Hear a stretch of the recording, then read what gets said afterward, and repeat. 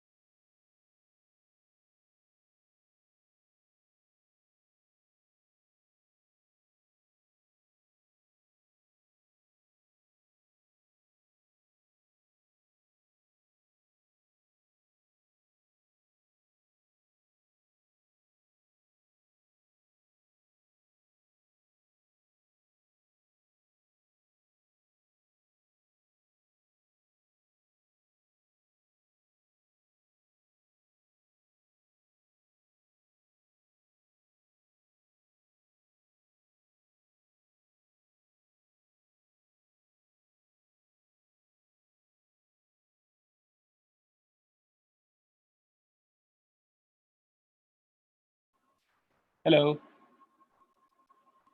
Hello, Guys, sir. can you hear me? Yes, sir. Okay, just a second. We have finished alkyl halide, no? Alkyl halide last class. Yes, sir. Okay. Done. Now, electro. Yes. So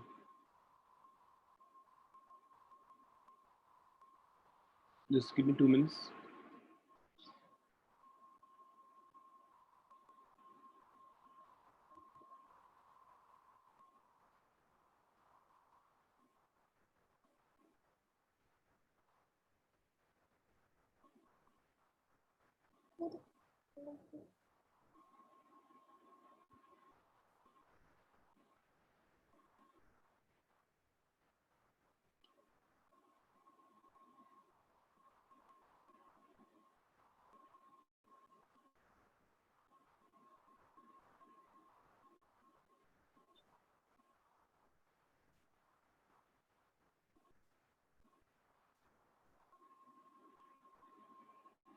Wait, sir. Yeah, just a second, Adita.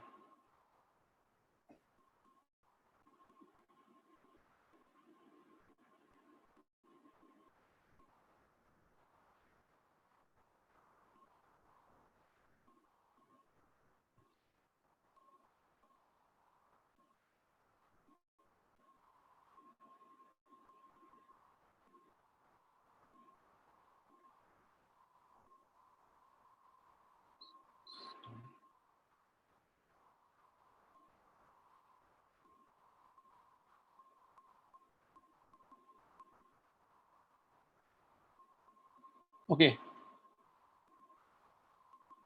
Did you see the screen now? Yes, sir. Fine. So we are going to start today electrochemistry.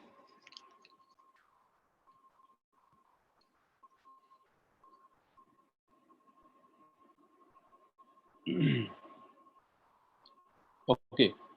So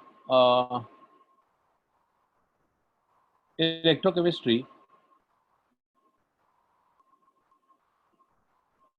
So first of all, what this chapter is all about, right? Why we are studying this particular topic, why it is there in our syllabus. Okay. So electrochemistry means what? In this chapter, we are going to understand the interconversion of chemical energy and electrical energy. Got it? Chemical energy and electrical energy. Basically, we are going to study about cells, okay, batteries, from which we can get electrical energy, right, by the use of chemical reactions. Okay, so chemical reactions, with that, how electrical energy we generate, and the construction of those devices, which is nothing but cells, right? So basically, this electrochemistry, electro word here, it stands for, this electro word stands for electric current. Okay, this is electric current. And chemistry is nothing but chemical reactions, right? So the relation of chemical reactions and electric current, right? So we have different uses of this devices which can actually generate electric current or electrical energy. Like we have batteries, right? We use in remote batteries. We have batteries in the cell phone, right? Cell phone batteries. We have many things like trimmer we use. There also we have some battery. Okay, and inverter battery we have, inverter battery, car battery, bike, motorbike battery that we have. So there are many examples of this kind of devices which actually generates electric energy, electric current with the help of chemical reactions. Okay, and that is why these becomes very important. This kind of study. In daily use also we use this devices this which converts chemical energy into electrical energy, and that's why we must have the understanding of this, and hence we have this chapter, right? So this chapter actually, it is a branch of physical chemistry that deals with the interconversion of electrical energy and chemical energy. So this chapter deals with what we can say, the interconversion of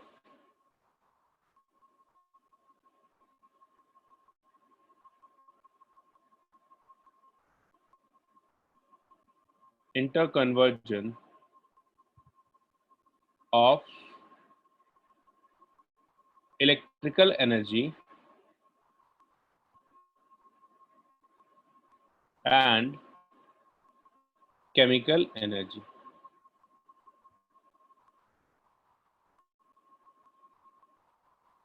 Got it? Interconversion of electrical and chemical energy.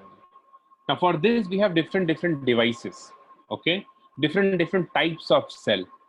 Correct. So we are going to study here about different types of cell.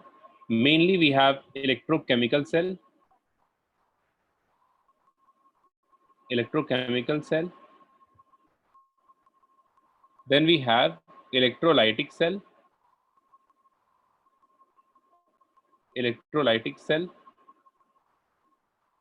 and then we have electrolytic conductance. Conductance. So this is the last part we have about the conductivity of the solution. Okay, electrolytic conductance. Okay, cell, electrochemical, electrolytic, and then electrolytic conductance. These are the three parts of this chapter we have, right? Now, what is electrochemical cell and electrolytic cell? Little bit of introduction, and then we'll come back to this point. Okay, electrochemical cell are those cells which converts chemical energy into electrical energy. Don't write this. We'll discuss this one by one. Just you listen to me. Electrochemical cell are those cells which converts chemical energy into electrical energy. For example, all these battery that we have, remote battery that we use. Okay, we use battery in the torch, right? Those batteries that we have. There are many examples. Okay, examples of electrochemical cell. In these battery, what happens? There are chemical substances present, right? During the use, these substances, chemical substance react with each other, and that chemical energy converts into electrical energy. Okay, so that is how this works, and this electrochemical cell is. Electrolytic cell is opposite. Okay, in electrolytic cell, what happens? We use electric current, right? We use electric current to generate chemical energy first, right? And that electric current is getting stored, not generate. We use electric current, and that electric current is getting stored into the cell as chemical energy. And while using this chemical energy converts into electrical energy again. Or we are using this electrical energy for different purpose. Like you see, the best example we have the inverter battery. Okay, What happens in inverter battery? When you are not using it, the electric current flows into the battery, right? And that will charge up the battery, correct? And while the current is not there, we use the same battery to get the electric current. Yes or no? Yes. Did you get it? Yes, sir. Okay. So inverter batteries are what? In this, we provide electric current, which stores as chemical energy, and that chemical energy, while using, converts into electrical energy. So this type of battery is working as both electrochemical cell and electrolytic cell. When the electric current is going in, it is electrolytic cell, and when we are using these batteries, that point of time it is working as a electrochemical cell. Got it? So in electrochemical cell, what happens? We have electrolysis and then provide current by chemical reactions. Okay, electrolytic cell, electrolysis takes place, then we'll get current into this. Electrochemical cell, first chemical reaction takes place, and then it produces electricity. Two opposite things we have here. Electrochemical cell and electrolytic cell, two different things we have here. And in the last thing, we'll discuss about the conductivity of the cell. Okay, electrolytic cell, or any electrolytic solution, if you have, how it allow the electricity to pass through it. Okay, so we know electrolysis or electrolytic solutions are conductive in nature due to what? Due to ions present into this. Like we have metallic conductor and electrolytic conductor. If you compare metallic conductors, in metallic conductors we have free electrons, and because of that only it shows conductivity. In electrolytic conductors we have free ions, and because of that it shows conductivity. Two different nature we have here. Okay, understood? So basically in electrochemistry, it is a branch of physical chemistry which deals with the interconversion of electrical energy and chemical energy, and it also deals with electrolytic conductance. Now we'll study this chapter in three parts. First we'll see electrochemical cell, electrolytic cell, and then electrolytic conductance. Okay, now the first heading you write down is electrochemical cell.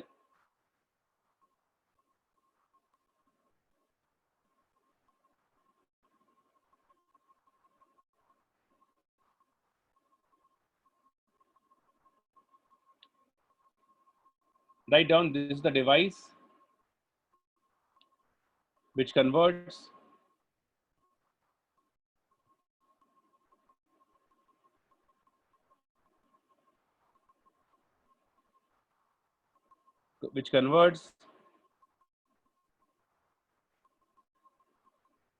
chemical energy into electrical energy. Chemical energy into electrical energy, right? This means what happens here? Chemical reaction takes place.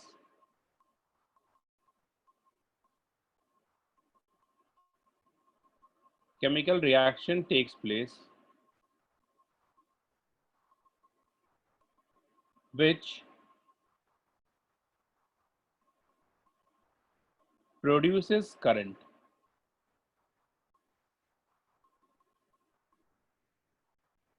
No doubt. And in this, the third point we have, in this we have a spontaneous chemical reaction. Spontaneous chemical reactions.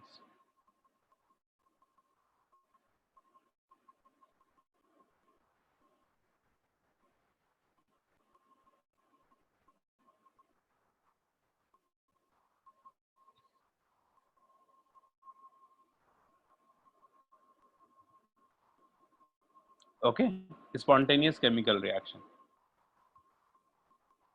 Now, what happens in an electrochemical cell? What do you understand from all these things that I've discussed just now? In electrochemical cell, 2-3 points if you have to say, what all things you'll say? In electrochemical cell, chemical reaction takes place, which generates electrical energy, and that we only use, right? So conversion of chemical energy into electrical energy. How this chemical energy generates electric energy, right? By chemical reaction. And what kind of chemical reaction it is?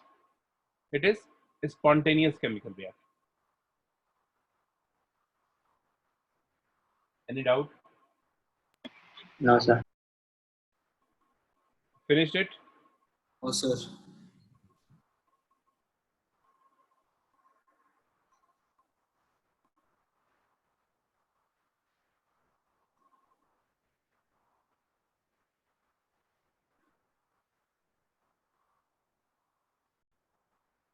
Done?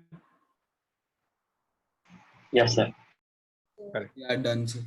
Now, what I am telling you now here, that it is a device. Okay, listen to me here carefully.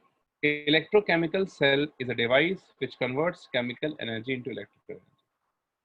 So we have constructed this device, no? Right? We have constructed this device, electrochemical cell, for our own use, conversion of chemical energy into electrical energy. But the question is, how do we get this idea that we can actually construct such devices? Are you getting my point? When suppose the time when there is no cell kind of device, we do not know about all these things. Chemical energy to electrical energy conversion is possible, right? Then how do we get this idea that we can actually construct such devices? Are you getting it? What I'm trying to say? Yes, sir. What is the experiment that leads to the discovery of such devices? That is what we are going to understand now. Okay, understood my point? Yes. Right.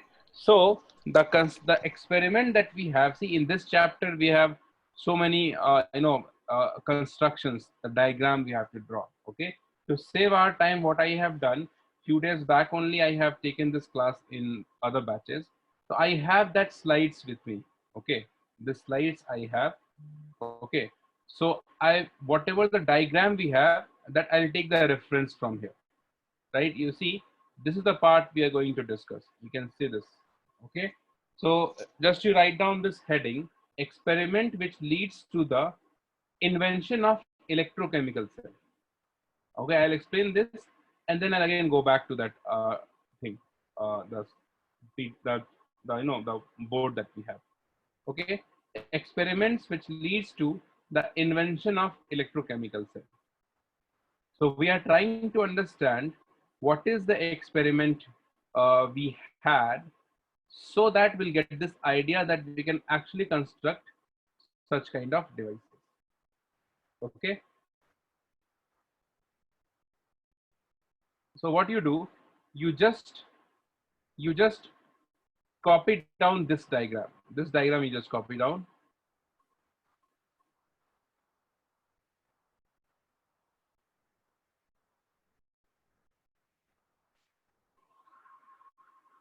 Done.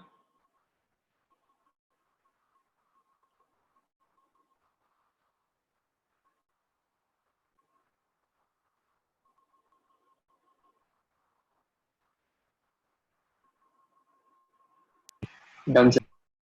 Okay. So what we have done in this, we have taken a zinc rod, right? And this zinc rod we have placed into an aqueous CuSO4 solution. You see this?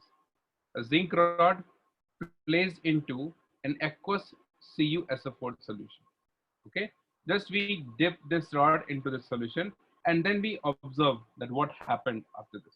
Okay, so what was the observation? I'll show you here. The observation was the weight of the zinc rod decreases.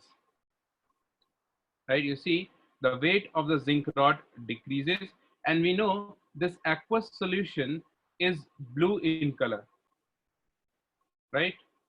This aqueous solution, the color of this aqueous solution is blue. Okay, so what happens after some time, the weight of zinc rod decreases, means the, and the explanation of this is what, that in this solution the zinc rod is getting oxidized. Okay, so when it get oxidized, what happens? Zn converts into Zn2 plus. So the metal atom that we have here, zinc, it is converting into Zn2 plus and going into the solution, and hence the weight of zinc rod decreases. That is what the first point I have written here. You see, the first point here is the weight of the zinc rod decreases, the first observation. The reason is Zn solid converts into Zn2 plus 2 electron. Write it down. Okay, so Zn solid converts into Zn2 plus. Second point is the blue color of the solution fades. Okay, this blue color that we have here, this color, it is losing its color basically. It's getting fade, right? So blue color of the solution fades. Why this happens? The probable reason is we have Cu2 plus ion present into this, and because of that only the solution it has blue color. Now, when this electron comes out into the solution, this electron is taken up by the Cu2 plus ion which is present into the solution already. Cu2 plus 2 electron gives Cu solid. Right? So this is what, this is why the blue color of the solution fades. Okay. Third observation what we made, that here we have some reddish brown precipitate forms. Why reddish brown precipitate forms? That is because of the formation of copper solid, CuS. See here, copper solid forms, and hence we get this reddish brown precipitate. Okay, this is the third observation. What was the fourth observation? When we dip a thermometer into this, we observe that the temperature of the solution increases. Right? Means what? How this temperature will increase? This is only possible when the heat is being released in the solution, right? So it means what happens in this thing. What we have done, we have just placed the zinc rod into the aqueous solution of CuSO4. That is it. Nothing we have done much. We just place the rod into the aqueous CuSO4 solution. We observe these 3-4 points. Okay, temperature of the solution increases, means the energy is being released. The entire reaction is exothermic in nature. Correct? Now this, the first point you see here, Zn solid converts into Zn2 plus. So this is oxidation. Correct? Yes. This is oxidation. Yes, sir. Yes, sir. What about this? It consumes electron. So this is reduction. Right? It means there is redox reaction taking place in this container. Yes or no? Zinc is getting oxidized and copper is getting reduced. No doubt here? Yes, sir. No, sir. This reaction, we call it as a spontaneous redox reaction. I have written it here, a spontaneous direct redox reaction. Why we are calling it as direct? Because both oxidation and reduction is taking place in the same container.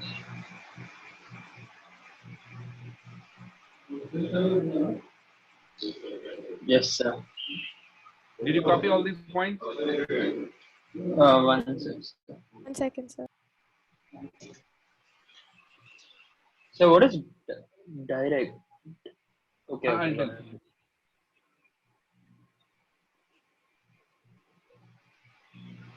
I know you will have some doubt, okay?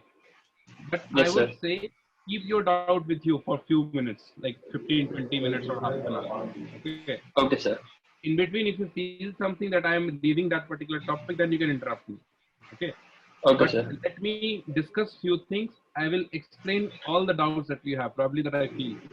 Okay, I understand Yes, sir. what you have, so I'll explain that. Okay. Yes, Few sir. things you have to, you have to keep it with you. We'll discuss those things. Right. Okay, The sir. first thing, like you asked me just now, what is direct? Okay. So direct redox reaction means we have a single container, correct? And the redox reaction is taking place in the same container. That's why it is direct redox reaction. Suppose we have one container in which oxidation takes place and another one in which reduction takes place. So that one is indirect redox reaction. That is what we use. Sir, what Okay. can you repeat? Okay. I am talking about this direct and indirect redox reaction. The thing is what you see here.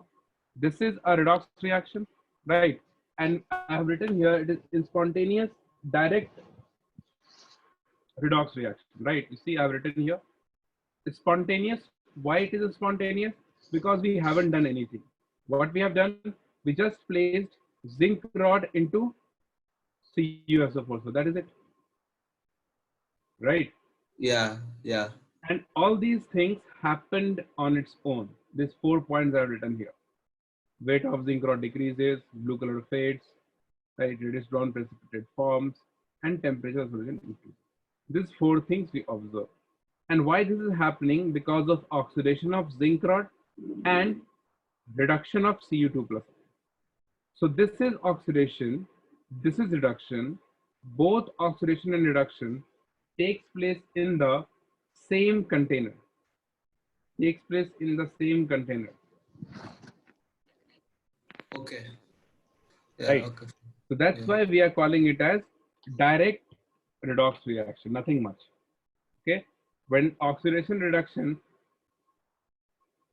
takes place in the same container, we call it as direct redox reaction. Okay. So this kind of reaction is spontaneous and direct. Okay. Now in this what happens, since it is spontaneous, it means what? Delta G must be less than 0, means the Gibbs free energy decreases, right? And that energy only comes out here into the solution, and hence the temperature of the solution increases. Did you understand this? What is the reason of the increase in temperature? Obviously energy releases into this.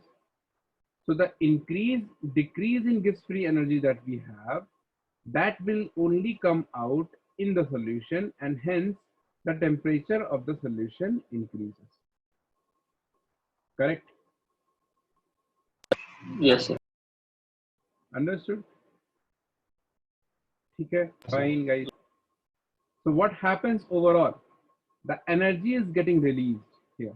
Okay, and now this point is the important point. Energy is getting released, fine. And this energy, we are not using it. What happens? The temperature of the solution increases. If you let it be as it is, then this energy, the heat in the form of heat, will dissipate into the atmosphere slowly, right? Right, and the temperature comes down. The temperature solution decreases after that. Okay, so the point is, because of this reaction, the spontaneous redox reaction that we have, there are some amount of energy releases in this reaction, and in order to use that energy, we constructed such device which we call it as electrochemical cell, right? So basically, what idea we get from this experiment, that whenever you have a spontaneous redox reaction, some amount of energy being what? Released, right? So we'll try to Yes, sir. use that energy. If you do not use it, it will go into the atmosphere, and that will be the waste of energy, right? Then we get this idea, okay, we can actually construct a device so that in which redox reaction is taking place, and hence some energy comes out, and that energy we can use for different purposes. Understood? Yes, Right? sir. So Sir. what we thought after this, that if we allow this reaction, oxidation and reduction reaction, to take place in two separate containers, right?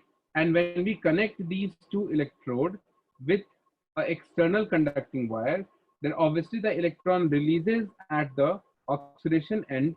This electron travels through the conducting wire and goes to the reduction point. And then there is a flow of electron, which is nothing but the flow of current. Correct, guys? Tell me. Sir, can you repeat? See what happens. I'll show you here. I'll show you here.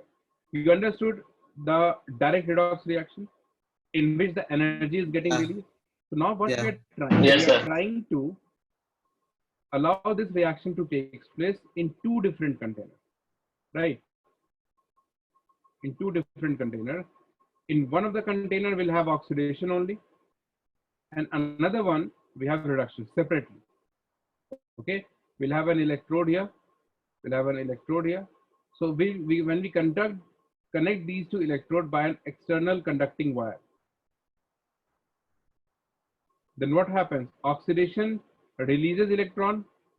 This electron flows through the conducting wire and reach out to this reduction where reduction takes place. Correct?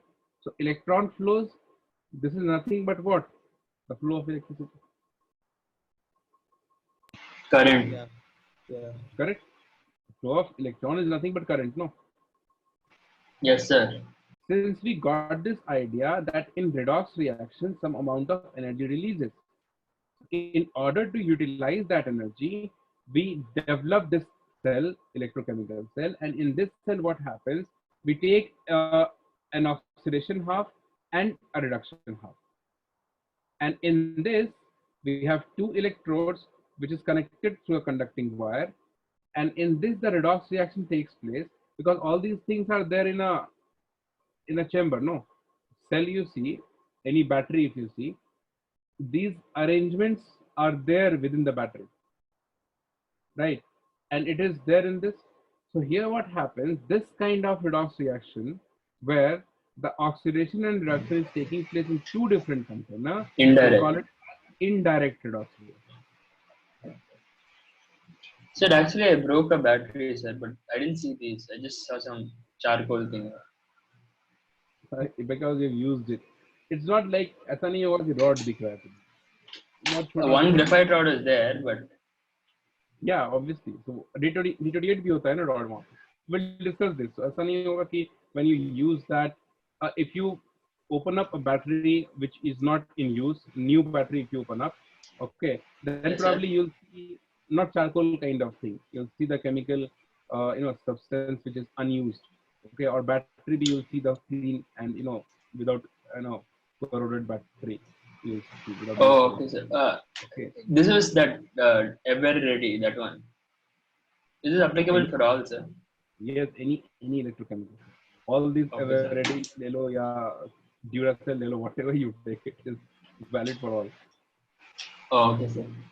Okay, so the idea is what, when we understand this fact that in this kind of reaction some energy releases.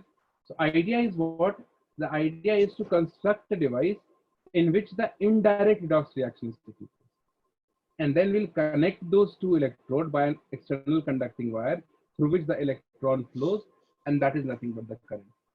Got it? Yes. Yes, sir. Okay, so did you write down these 4 points, all of you? Till here, did you write Yeah. down? Yes, sir. Done. Right. After this one point you write down, I'll dictate. One more point you write down here. This decrease in Gibbs free energy. Write down here that energy released in the form of heat. Right. Write down here this decrease in this delta G released in the form of heat, and hence the temperature of the solution increases. So we are trying to utilize this delta G.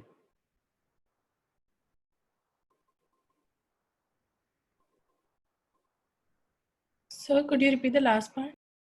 This decrease in delta G here, this one you see, the decrease in delta G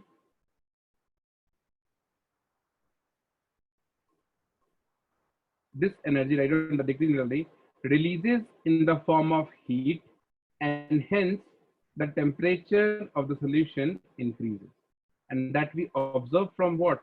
This thermometer.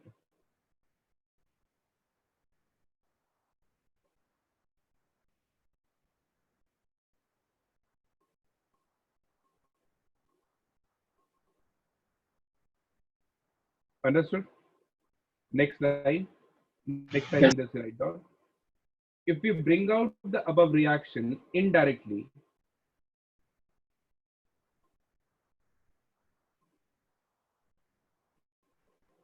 if we bring out the above reaction indirectly,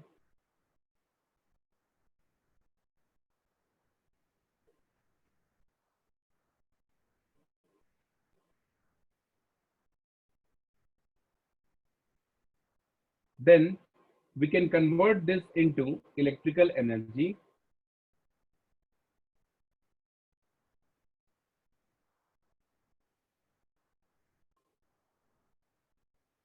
Then we can convert this into electrical energy, and this resulted in the invention of electrochemical cell. Invention of electrochemical cell. Okay.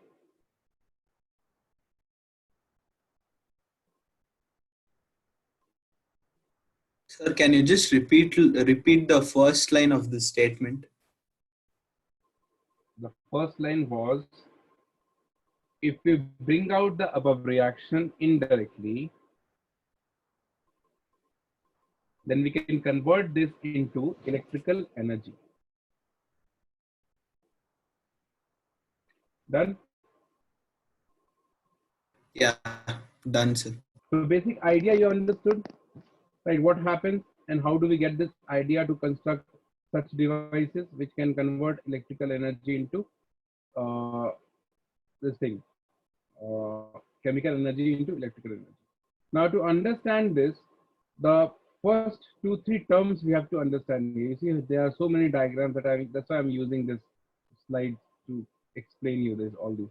Okay, it takes a lot of time to design. Now the first thing we have to understand here is the half cell of a reaction. See here, I'll just give you an idea. This this part that you have here is the half cell. Okay, it is a half cell, and this is the another half cell. So when we connect these two half cell with a conducting wire, then this thing, electricity passes through, right? So you need to first understand what is a half cell, correct? So heading you write down half cell.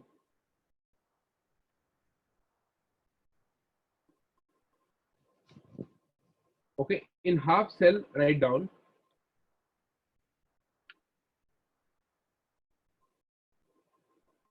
to construct a half cell, write down to construct a half cell,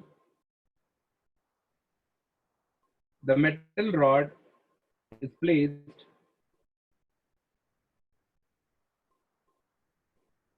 the metal rod is placed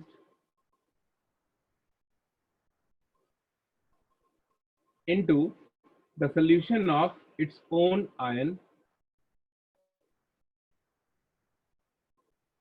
The metal rod is placed into the solution of its own ion. Right. So what is the meaning of this? If you want to construct a device, a half cell, it means the metal rod, suppose you are taking zinc rod. Okay.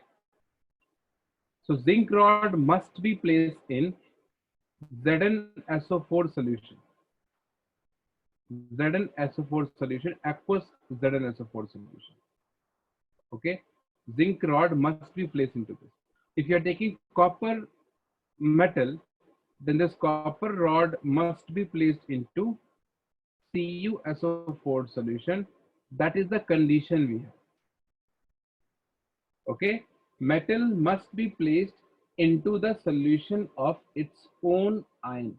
Means the electrolytic solution that you have, in that solution, we must have metal ions present. Are you getting it?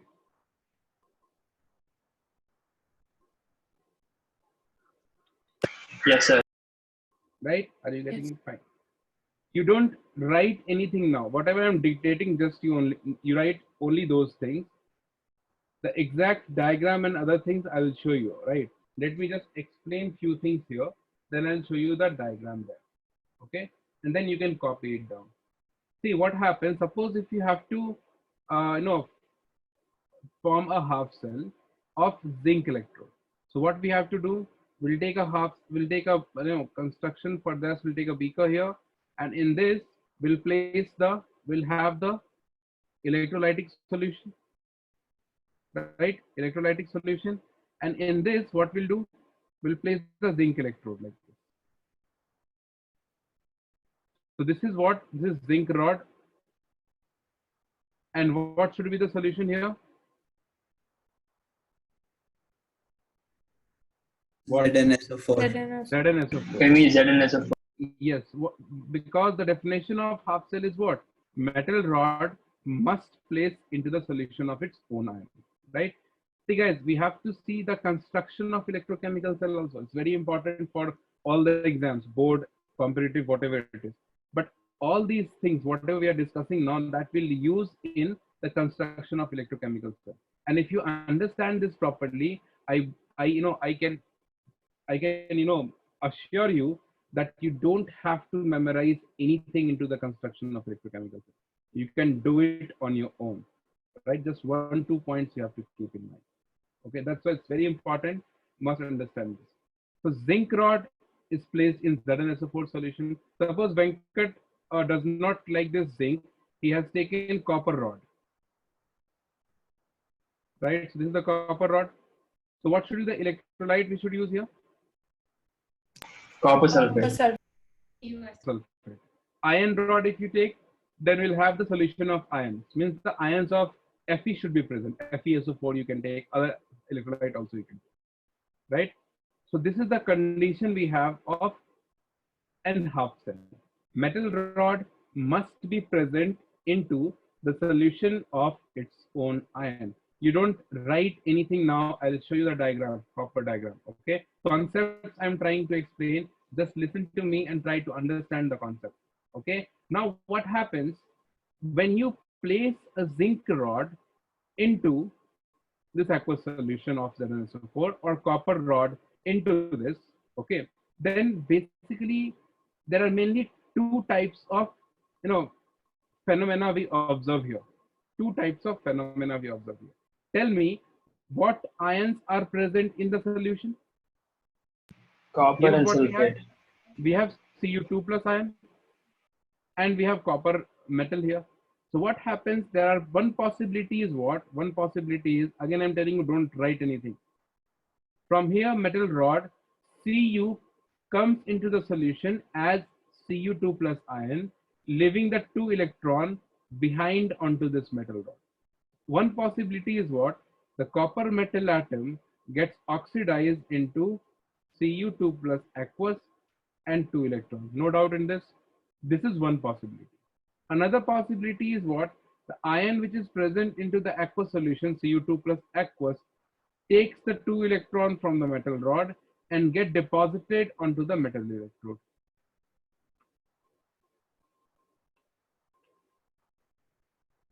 Right? So then effectively nothing happens, sir. No, wait. I know you will have a lot of questions now. Okay, that's what I said. Give me 15-20 minutes or half an hour. Okay.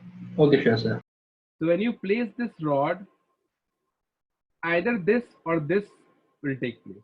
Even one more possibility is there. I'll discuss that a little bit later. Okay. Now this phenomenon we observe, this one, when copper metal is getting oxidized, we observe this when the pressure of solution, which we call it as solution pressure, right? When the solution pressure is more than to that of osmotic pressure. SP is more than OP. And here we have ulta. OP is more than SP. So actually what happens, I'll come to this point a little bit later. Whenever you place a metal rod into the solution of its own ion, these two processes are taking place simultaneously. ये हो रहा है, यहाँ से metal आ रहा है solution में, solution से ions is getting deposited onto the electrode, right? So rate of this thing getting oxidized and this thing getting reduced, right? Since both reactions are taking place simultaneously, so after some time what happens? We'll have an equilibrium between the rod and the solution, right? So when the equilibrium is achieved, the rod may be positively charged or negatively charged. That we do not know. But it will have either positive or negative charge, mainly. Okay. So this is what, when a negative charge is there, this thing, when the equilibrium is maintained, this is the half cell we have. Another electrode, suppose which has the positive charge, assume this, you have two half cells, one rod is negatively charged and other rod is positively charged. If you connect these two rods, then what happens? Electron flows from the negative charge electrode to the positive charge. Got it? Right. And that is the electrochemical cell. So what happens here, you see, if the rod is supposed negatively charged, right? So this negative charge attract the positive charge ion present into the solution towards the side. So if you have negative charge on the electrode, then it will surrounded by the positive ions. If you have positive charge on the electrode, then it will be surrounded by the negative ions. Okay. So this separation of charge leads to a potential difference in the mixture. This potential difference at equilibrium I'm talking about. Okay. When the equilibrium is maintained, then we can talk about this potential difference. So when the equilibrium is maintained, the potential difference that develops, we call it as what?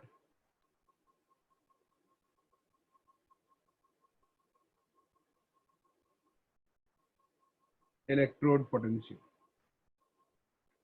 Now you can ask whatever doubt you have, one by one.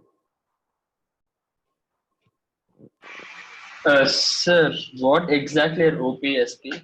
So what is OPSP, SP? I'll come to that. Yeah, what is Ah, solution so pressure, sir?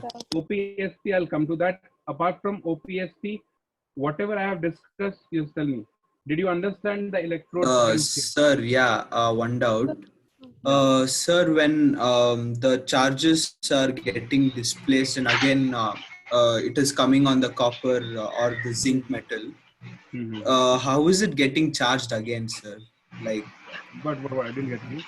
This, you're talking about a yeah, half after cell, it right? attains equilibrium, Right. isn't it supposed to be like without any charge? No. At equilibrium, the rod will be either positively charged or negatively charged. That depends upon these two pressures. That's what I'll talk about this. Okay. See, solution pressure is what?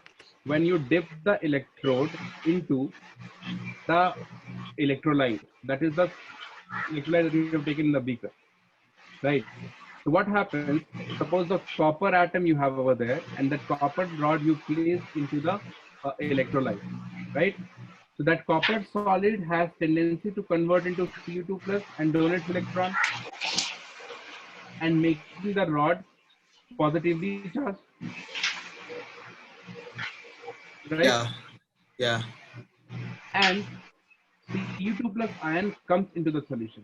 So what happens when this Cu2 plus ion or Zn2 plus ion comes into the solution? We say that the solution pressure is increasing now. More number of ions into the solution, it will exert more pressure. So pressure because of ions in the solution is solution pressure.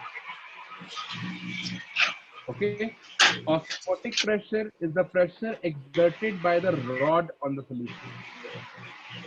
And that is the other way you can understand. If Cu2 plus accepts electron and get deposited onto the electrode, okay, that will increase the osmotic pressure.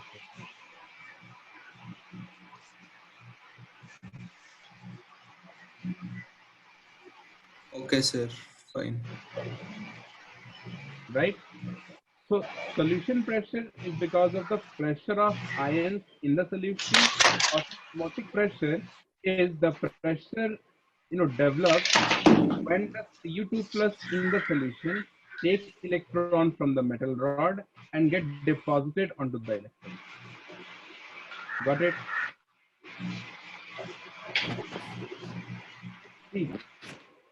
See this one. Wait. Sir, so both these reactions are happening simultaneously. Simultaneously, right? See, we have a rod here.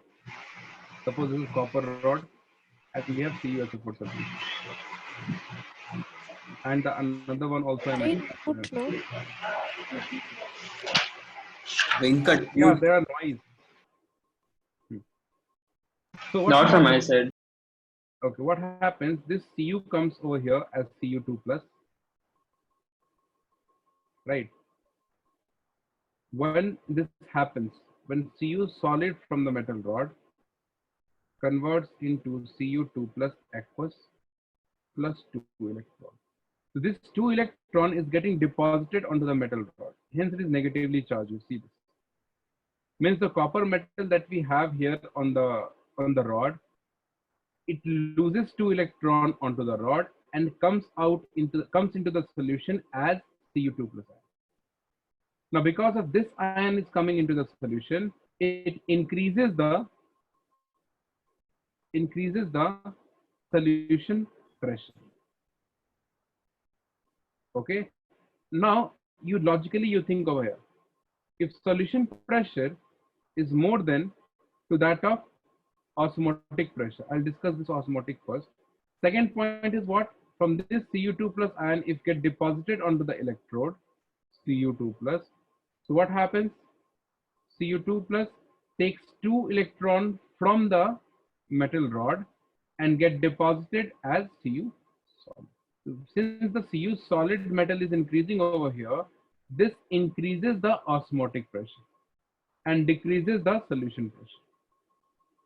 Ulta, you can understand. If Cu2 plus is coming into the solution pressure is increasing. If from the solution is Cu2 plus getting deposited onto the electrode, solution pressure is decreasing and osmotic pressure is increasing. Right? okay, sir? So, Got it. I got it. Right. So solution pressure is more than osmotic pressure means what? More Cu solid is converting into Cu2 plus. Yes. देखो क्या हो रहा है? Both processes are taking place simultaneously. ऐसा नहीं है कि only this one is happening once and this one is happening other time. Both are taking place simultaneously. Right. So when the equilibrium is achieved, depending upon the condition of these two pressures, either the rod will be positively charged or negatively charged. Now you think about it. If solution pressure is more than osmotic pressure, then what happens? It means more amount of Cu is converting into Cu2 plus. Negative. Right? It means the rod is what? Negatively charged. Rod is negatively charged. This question they ask in the exam. What happens in this condition and this condition? That is the only question they ask related to solution pressure and osmotic pressure. Even most of the book, they did not mention about all these things. Okay. But when solution pressure is more than osmotic pressure, it means more metal atom is going into the solution phase, aqueous phase, and hence the rod becomes negatively charged. If this happens, then what happens? The rod becomes Positively charged. Positively charged. ulta, right? Now, when the equilibrium is maintained, either the rod will be negatively charged or the rod will be positively charged. So what happens here, whether the rod is positive or negatively charged, that is not the case.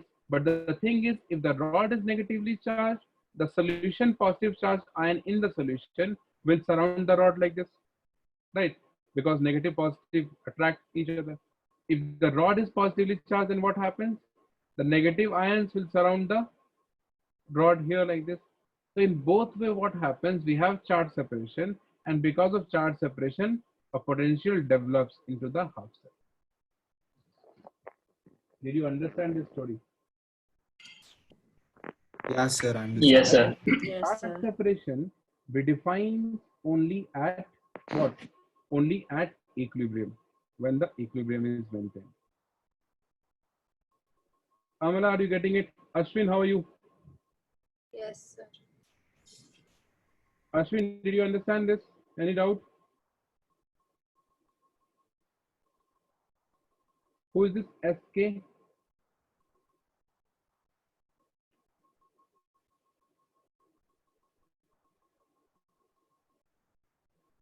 Okay, are you getting it, Siyog? Okay, Ashwin, fine. No doubt.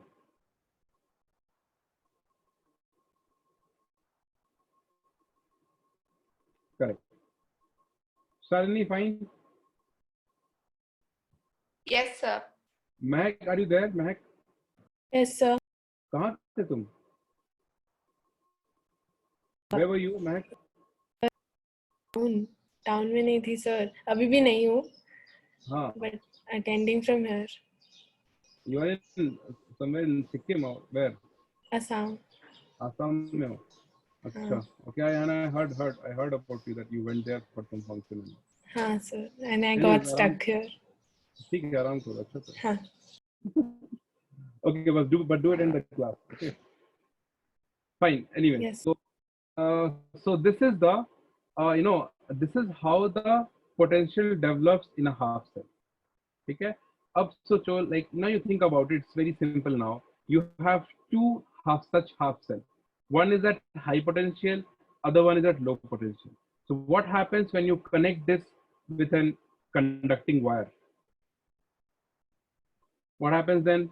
The Current rod, begins to flow. yes, the rod which is negatively charged, from that the electron starts flowing to the positive charge electrode, and hence which is nothing but the flow of electron. This is how the construction of electrochemical cell takes place. Understood this? You understood how electrode potential develops, and once you have two half cells, you connect the two half cells, right? You will get the electrochemical cell. Basic idea is this, but there are some drawbacks which we'll figure out later. What are the drawbacks and how to counter those drawbacks? We'll see that later. But the basic principle is that only. We construct a half cell like this. We have a potential difference there, and we connect the two half cells with a conducting wire. Okay. And what kind of redox reaction it is? You see, one is oxidation, other one is reduction, and the Indirect. two reaction is taking place in two different containers. So it is an indirect redox reaction. Understood? Terms, you are getting the terms right? Yes, sir. Yes, sir. Okay. Now, what you have to, you did not copy all these, no? Now, what you have to copy down, you have to copy the diagram like this. Copy down this as it is. Weight component also will discuss how the weight increases or decreases. You copy down this, we'll quickly discuss this and then we'll move on.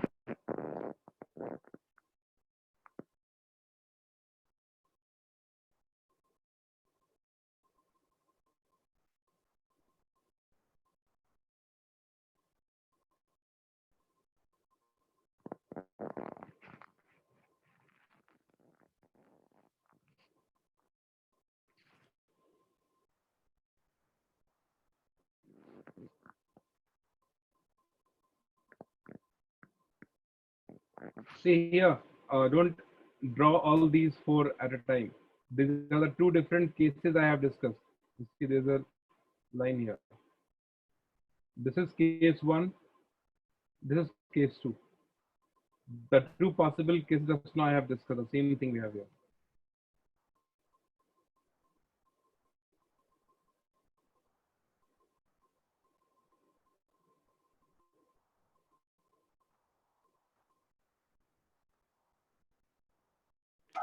So can we practically control whether SP is greater than OP or not, sir?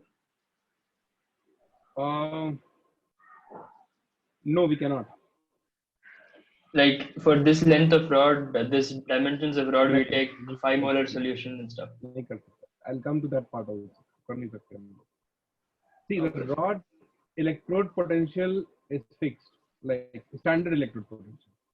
Standard electrode Okay, sir. potential is fixed. Okay. And that is independent of the size of rod you're taking. It is not like Yes, that if you take 1 centimeter rod, the electrode potential will be something else, standard electrode potential.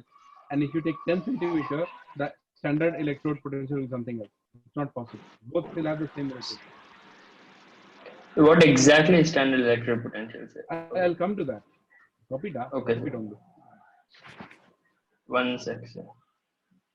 You need to copy it down fast. Okay, sir.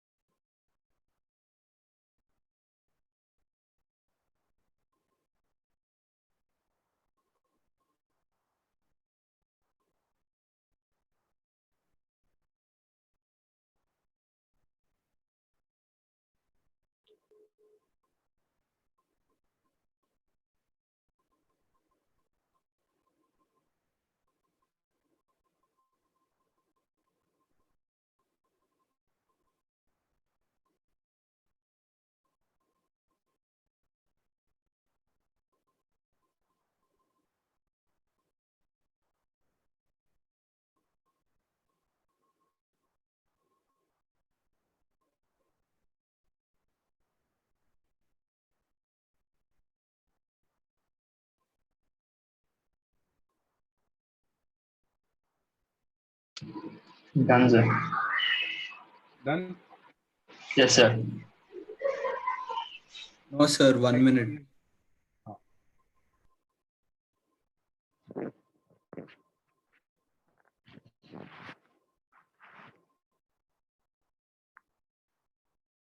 Guys, this chapter is very logical. Okay, but there are the possibility that you will get confused or diverted if you don't understand the small terms carefully. Okay, so obviously I'll explain everything, but whatever point I would ask you to keep that in mind, that you must remember.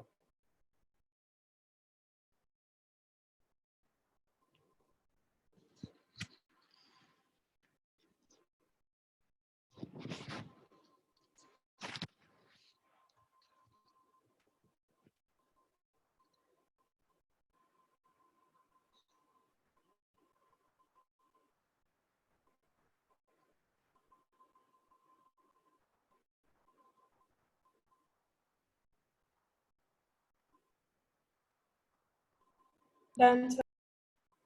Done. Yeah, yes, sir, done.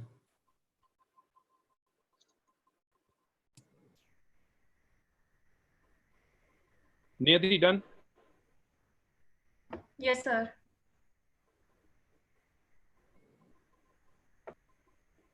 Akshita.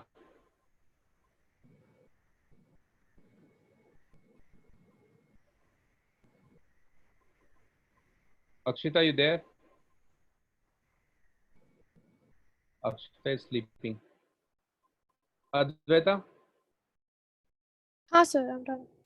all good? Yeah, yes sir. Okay. Okay. Okay, shall we continue? Done? Venkat, finish? Yes, sir. Done. Okay. So what I said, like whatever we have discussed so far is, first thing that you should keep in mind, I'm just summarizing all this. Okay. First thing you should keep in mind, to construct a half cell, what you have to do, you have to take a rod, and this rod you have to dip into the solution of its own ion. What do you mean by this? Zn should be placed in ZnSO4. Copper should be placed in CuSO4. Fe should be placed in FeSO4, something like that. Electrolytic solution. Means the electrolyte must contains the ions of the metal. Okay. Then only this kind of equilibrium we can talk about, oxidation reduction equilibrium. So when you dip the rod into the solution of its own, first point I have told you just now. Second point, when you dip the rod into the solution of its own ion, this like this process and this process takes place simultaneously. This is oxidation, reaction is this, and this is reduction. So both oxidation, reduction takes place simultaneously. And both, you see, both are opposite processes. One is releasing electron, other one is gaining electron. No, accepting electron from the metal rod, right? So both are opposite processes. So after some time, what happens, you will have equilibrium between this and this processes. Okay, this is second point. Third point, when the equilibrium has been achieved, then the two cases possible. Either the rod will be negatively charged like this or positively charged like this. These two cases will be there. Okay, if the rod is negatively charged, it will attract the positive charge ion present in the solution, and we have this kind of situation. If the rod is positively charged, this will attract the negative charge ion from the solution, and we'll have situation like this. In both the cases, we'll have a PD between the rod and the electrolyte, between the rod and the electrolyte, and hence we'll have a potential develops between the two. This potential we call it as what? What? Electrode potential. Electrode potential of zinc electrode. That's what we said. Okay. Now again, 2 points we can understand. If the rod is negatively charged, it means what? More ions from the metal, more metal atom goes into the solution, then only it will be negative, right? You see, it releases electron onto the metal rod and comes into the solution, right? So if the rod is negatively charged, it means the solution pressure is more than the osmotic pressure. If the rod is positively charged, then ulta of this, osmotic pressure is greater than the solution pressure. This is the third point. Fourth point is what? When the rod is negatively charged, it means it loses more number of atoms, metal atoms. It means the weight of the rod, what? Goes Decreases. down. Weight of the rod decreases because the metal atom is converting into ion. So obviously the weight of the rod decreases. Here what happens? Ions are getting deposited onto the electrode. So weight of the rod Increases. increases. So here you see the weight of the rod is getting increased. Just a second. The weight of the rod is I did not write it here, write it down. Weight increases here, and here weight of the rod decreases. This is what happens in a half cell. Okay, the relation of two pressure, you must remember. Effect on weight, charge develops onto that. Okay, the third possibility is what? When the solution pressure is equals to osmotic pressure. You see the last one, which is not that important, but you write it down. When solution pressure is equals to osmotic pressure, right, then what happens? There is no change in the rod, in the weight of the rod. This just helps in transferring of electron. Transfer of electron will be there, but the weight of the rod does not change. In third case, write down this.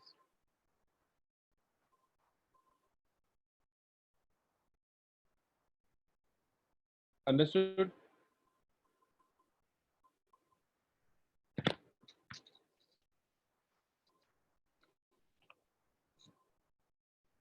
Fine. So these three relation of pressure and their effect you must remember. Next point to write down, electrode potential, the definition of it we'll see, and then we'll move on to standard electrode potential. Okay, electrode potential, what? The 1 1 second. minute. Okay. This case 3L, right?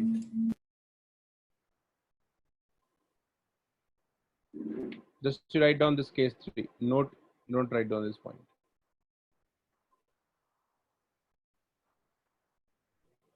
No need the point, sir. This case you write down case 3, SP is equals to OP. There's no change in the weight of the rod. Okay, fine. There's no change in the weight of the rod.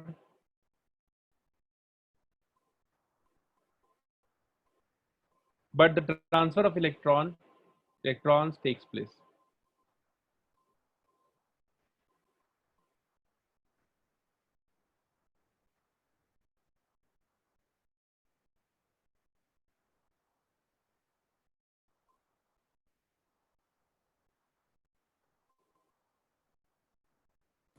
Done, sir. Okay. Yeah. Yeah, just a second. Dheeraj texted us this on the group that sir, my PC crashed, so I'm logging in again.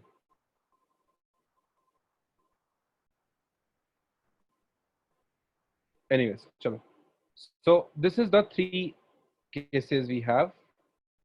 Now write down electrode potential. Electrode potential is represented by E. Okay, don't write down this note. We'll write it afterwards. Okay, just write down electrode potential represented by E. What is the definition? Write down the potential difference.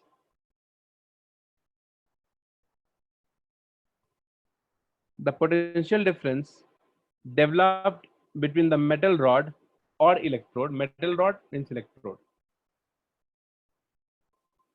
The potential difference developed between the metal rod and the aqueous solution of its own ion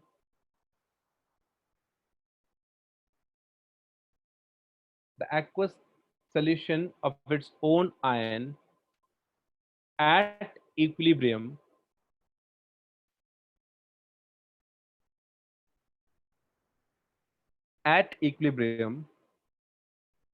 is called electrode potential. Any doubt?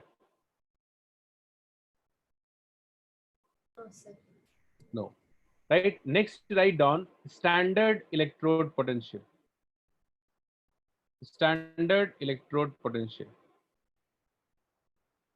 Standard electrode potential is the condition we have. At standard condition, the electrode potential that we have. Okay, so write down if the concentration of all species.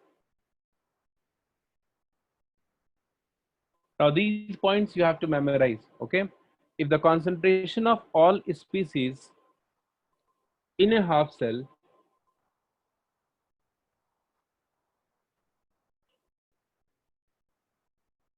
if the concentration of all species in a half cell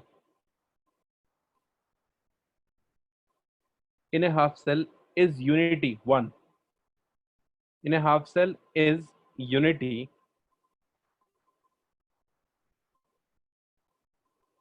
at 25 degrees Celsius at 25 degrees Celsius, then the electrode potential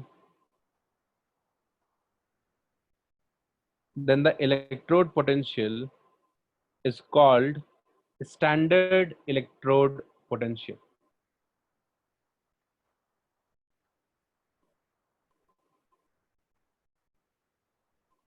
Standard electrode potential. Okay.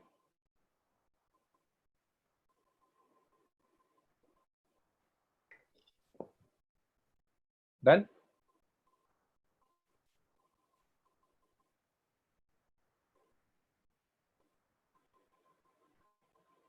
Next, one note you write down. According to IUPAC,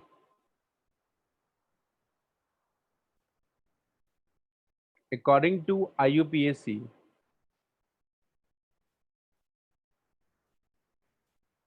according to IUPAC, the standard reduction potential is called standard electrode potential.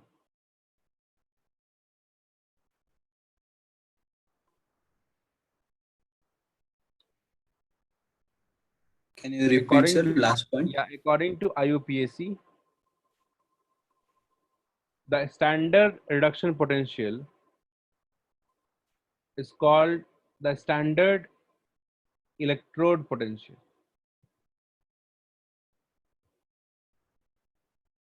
So then is the standard oxidation potential negative of this? Yes, wait, Madi. Okay. See, standard electrode potential, if it is written, right, in the book or anywhere, if you see, standard electrode potential. then with this name, it is not mentioned here that whether it is oxidation potential or reduction potential. Correct? So according to IUPAC, it is given that if standard electrode potential is written, it means what we have to understood here? It is standard reduction potential. Electrode potential, simply if it is written, it means reduction potential. Clear? First thing is that you must keep in mind. A standard reduction potential, in short, will write SRP. Okay, downwards. Standard reduction potential. What is the standard reduction potential? It is the tendency to get reduced. Write down. This is very important. Tendency to get reduced. Right? If the metal has more standard reduction potential, then it has high tendency to get reduced. Right? So this will get reduced and oxidized. And oxidize others. Okay. Another thing is SRP, standard reduction potential, is equals to the negative of SOP. What is SOP? Standard oxidation potential. Standard oxidation potential. Okay. So for a given metal, whatever is more, right? It's very important. Okay. For a given metal, whatever is more, that will only take place for that particular metal. Right? Suppose we have metal A, the SRP of metal A is more than the SRP of metal B. This means what? Can you tell me? The standard reduction That means A will of reduce others better than B.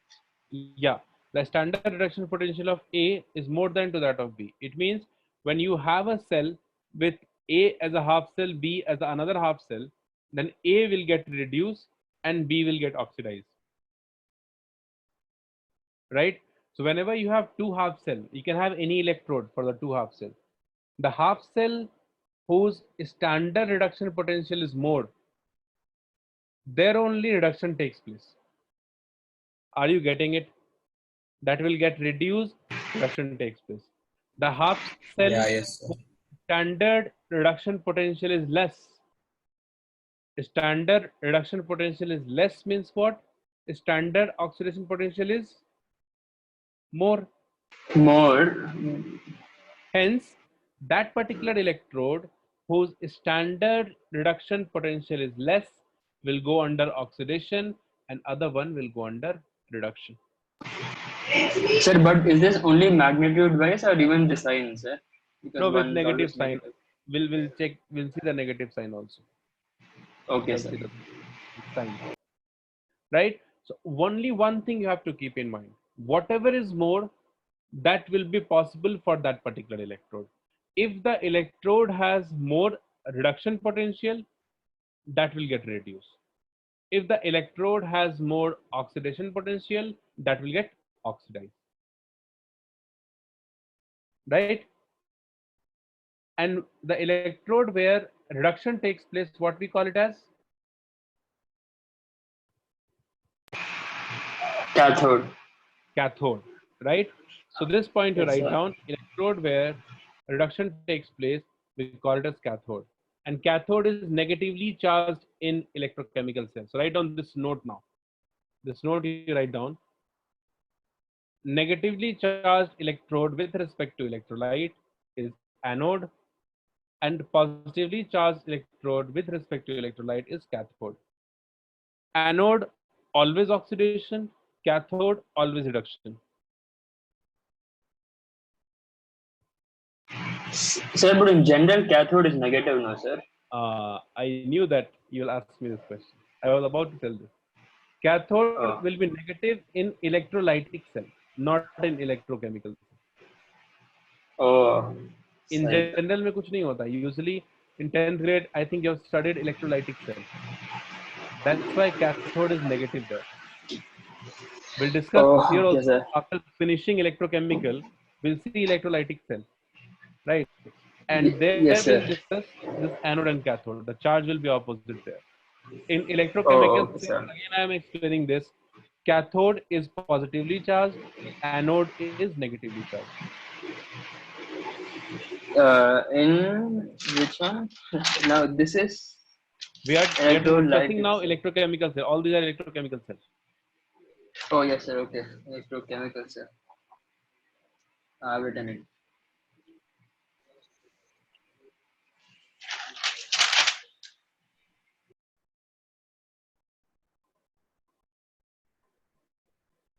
Understood?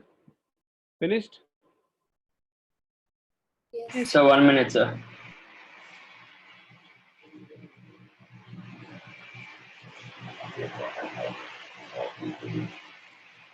So anode again is positively charged with respect to electrolyte, no, sir. Anode negatively charged. Anode is negative, yeah. Okay, sir. Electrolyte. Okay, sir. Now you see this E Mn2 plus to M. E naught Mn2 plus to M. So first of all, this E naught, this laddu that we have on the top, this laddu means it is standard potential. This means standard. This means simply electrode potential. Okay. And this is the symbol that we have M2 plus to M. It means that it represents the reaction is this. M2 plus 2 electron gives M here. So this is oxidation or reduction? Gain in electron reduction. Reduction. So this is standard reduction potential, SRP. E naught Yes, sir. is there, not stands for standard. M2 plus to M, it is reduction potential. This is simply the reduction potential, RP. Because not is not there, so we can't take it as a standard value. Similarly, if I write down like this, E naught M2 M2 plus That's OP. standard oxidation potential it is. And E of M2 M2 plus oxidation potential it is. Yes, sir. Fine. Yes, sir. Okay. So this you must understand. Now you see this example here. This value you see, it is a standard value. This one you see, E naught of Zn2 plus to Zn. It means it is the standard reduction potential of zinc, and this is what the standard reduction potential of copper. Copper, yeah. Yeah, yes, sir. Okay, so we have this value.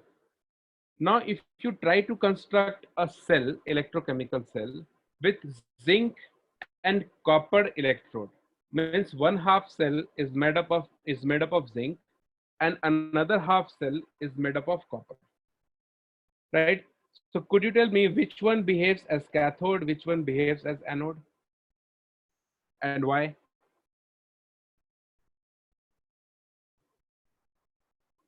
Uh, It is more negative is anode, no, sir. So See what I told you. I told you just one simple line. Whatever is more, that will More. take place with that metal, right? So both are reduction potential, yes or no? Zn2 Yes, plus to sir. Zn reduction, Cu2 plus to Cu reduction. So both are reduction potential. Which one has more reduction potential? Zinc. Copper. Copper. Zinc has less reduction potential. Yeah. Right? So when you construct an electrochemical cell with the help of these two electrodes, then copper will go under reduction because Reduction. it has more reduction potential, and zinc will go under oxidation because Okay. it has less reduction potential. Right? So the metal which So, goes under reduction, we call it as Cathode. Cathode. Reaction takes place, and the other one is what? Anode. Anode. Anode. Sir, Niyati, here I have a doubt. Go ahead. So this reduction potential is the tendency to get reduced or to reduce other things? No, tendency to get reduced. Oh, okay, fine. More reduction potential, it will be easily get reduced. Okay, sir. Means like if you see one एक ही line बस याद रखो, ठीक है? What जो भी ज्यादा है उस metal के साथ वही होगा. Simple सी बात है. Whatever is more, whether it is oxidation potential or reduction potential, whatever is more, that process will be easier for that electrode. जैसे मेरे पास ये दोनों electrode है, ठीक है? For copper we see the reduction potential is more than the reduction potential of zinc. Correct? So when you construct an electrochemical cell with zinc and copper, so copper automatically behaves as a cathode there. Yes. Zinc behaves as an anode. वो कुछ करना ही नहीं है तुम्हें. All the things will adjust in such a way so that this becomes cathode, this becomes anode. Even if you take one other electrode and zinc, so if zinc has more reduction potential than the other electrode, then zinc behaves as cathode, and other one behaves as anode. In electrochemical cells. In electrochemical cell. हाँ, अभी electrolytic cell हम लोग next class करेंगे. So बहुत कुछ we need to do. Okay, so there are many things we have to do. So electrolytic cell, you forget it now. So we are not talking about. Are you getting it, guys? So this point is very important. One single line that I have given you, that whatever is more, that will take place for that particular electrode. इसको बस ध्यान रखना, right? Symbol you understood. Cu2 plus 2 Cu है, it means it is reduction potential. Zn2 plus Zn है, it means it is reduction potential. It means if this data is given, it means we can say the standard not है, so standard reduction potential of zinc is minus 0.76 volt. कह सकते हैं?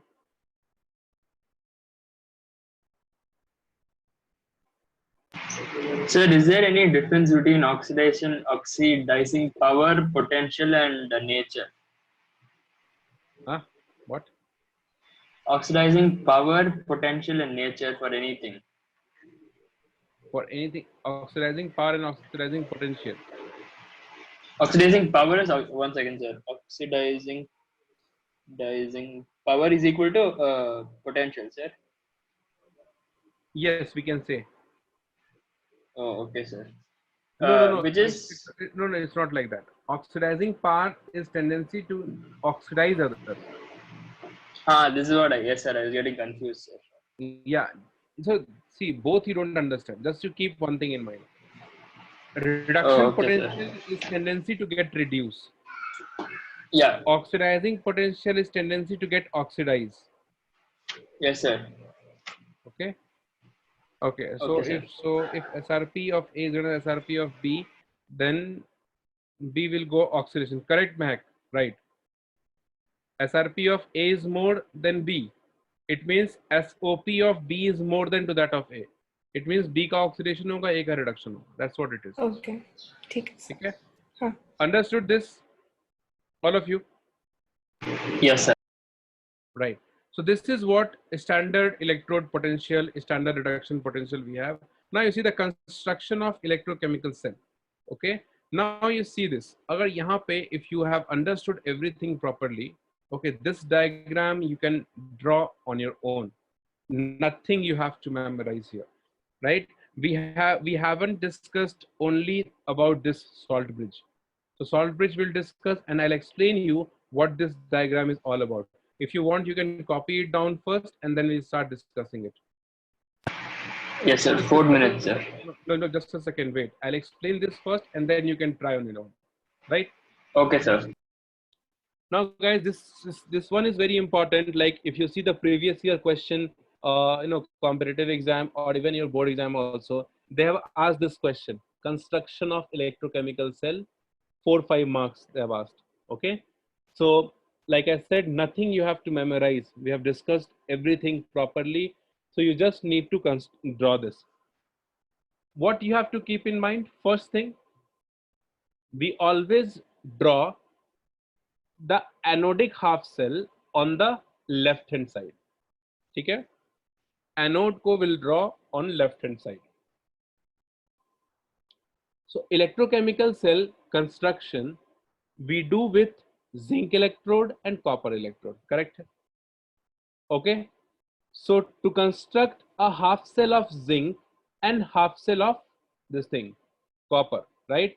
So I'll explain here and then I'll show you this diagram. We have to take zinc half cell and copper half cell. So मैं क्या करूँगा? I'll take this zinc half cell, एक ZnSO4 ले लिया, and we'll place one zinc electrode into this, correct? Yes. Another type, we'll take copper. So what we'll take here? Tell me, what is this? What is this solution? Quickly. Sulfate. Zinc sulfate. Zinc sulfate. Aqueous. Now you see nothing you have to memorize. What is this? Zinc rod. Zinc metal. Yeah. This I took copper. So what should be this? Copper and Copper copper sulfate. sulfate solution. Right. Now, why I have drawn this zinc on the left hand side? Because this is anode. Anode should come on left hand Why side. this is anode? Because we know the reduction potential of, don't write this, okay? Zn2 plus to Zn is minus 0.76 volt. And if you see the reduction potential of copper, Cu2 plus to Cu, it will be 0.34 volt. So reduction potential of copper is more than to that of zinc. It means this one is what? This one is cathode and the other one is anode. So this is anode. And what I have told you, that anode will draw on the left hand side always. You can ask me why, right? I was going to say yes. But I won't answer you now. Wait for this thing to finish. You'll understand this, right? Why we place anode always on the left, we'll discuss this later. Now what happens, since this is oxidation, so ये क्या किसमें convert होगा? Zn plus 2 में oxidation हुआ. And hence the rod becomes, Recharged. here what happens, Cu2 plus get deposited at Cu, reduction. So this will get what? Positively charged. Positive. And we know cathode is positively charged. So here we have the positive charge in the solution. यहाँ पे will get a positive charge. And hence what we have here? Electrode potential. Here we get negative charge. And hence we have electrode potential. So we have PD here, potential difference. Now when you connect this through a conducting wire, electron starts flowing from the negative charge electrode to the positive electrode. So this is the flow of electron. What is the flow of current then? Direction of flow of current? Opposite.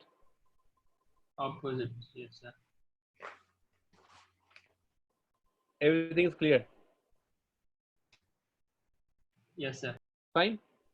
So you see what happens. This is the electrochemical cell. Okay, actually this is the electrochemical cell. But I have shown something else to you, right? बहुत कुछ है इसमें. Right? But actually this is the electrochemical cell. Now what happens here, when this, you connect this a wire, then you'll see you connect a bulb over here, it starts glowing, and hence we say, okay, the current is flowing. But after some Yes, time, sir. what happens? The flow of current, we don't observe the flow of current after some time. Why? Because as soon as this electron starts moving this side, the positive charge density here increases with time. And here what happens? The negative charge density, what? Negative charge density Goes here down, increases. increases in the solution. Here positive charge density increases. Here negative charge density increases. So what happens? This positive charge, if the density increases, so this will attract the electron towards the side. Okay? Right? Yeah. This won't let the electron to flow through the wire from here to here. Plus, what happens? Since here we have negative charge already, so this negative charge won't let this electron to come onto this electrode. So ये negative charge will push the electron and this positive charge will attract the electron. So after sometimes what happens? The flow of electron is not there and bulb won't glow. This is the drawback of this electrochemical cell. So when it's they basically construct equilibrium between the solution and the rod yes, for both cases. we can say the potential becomes equal, so it is not happening. Yes, sir. Right. So the current is not flowing now. Now to counter this particular thing, or to remove this drawback, we have used this salt bridge, which is this. Okay.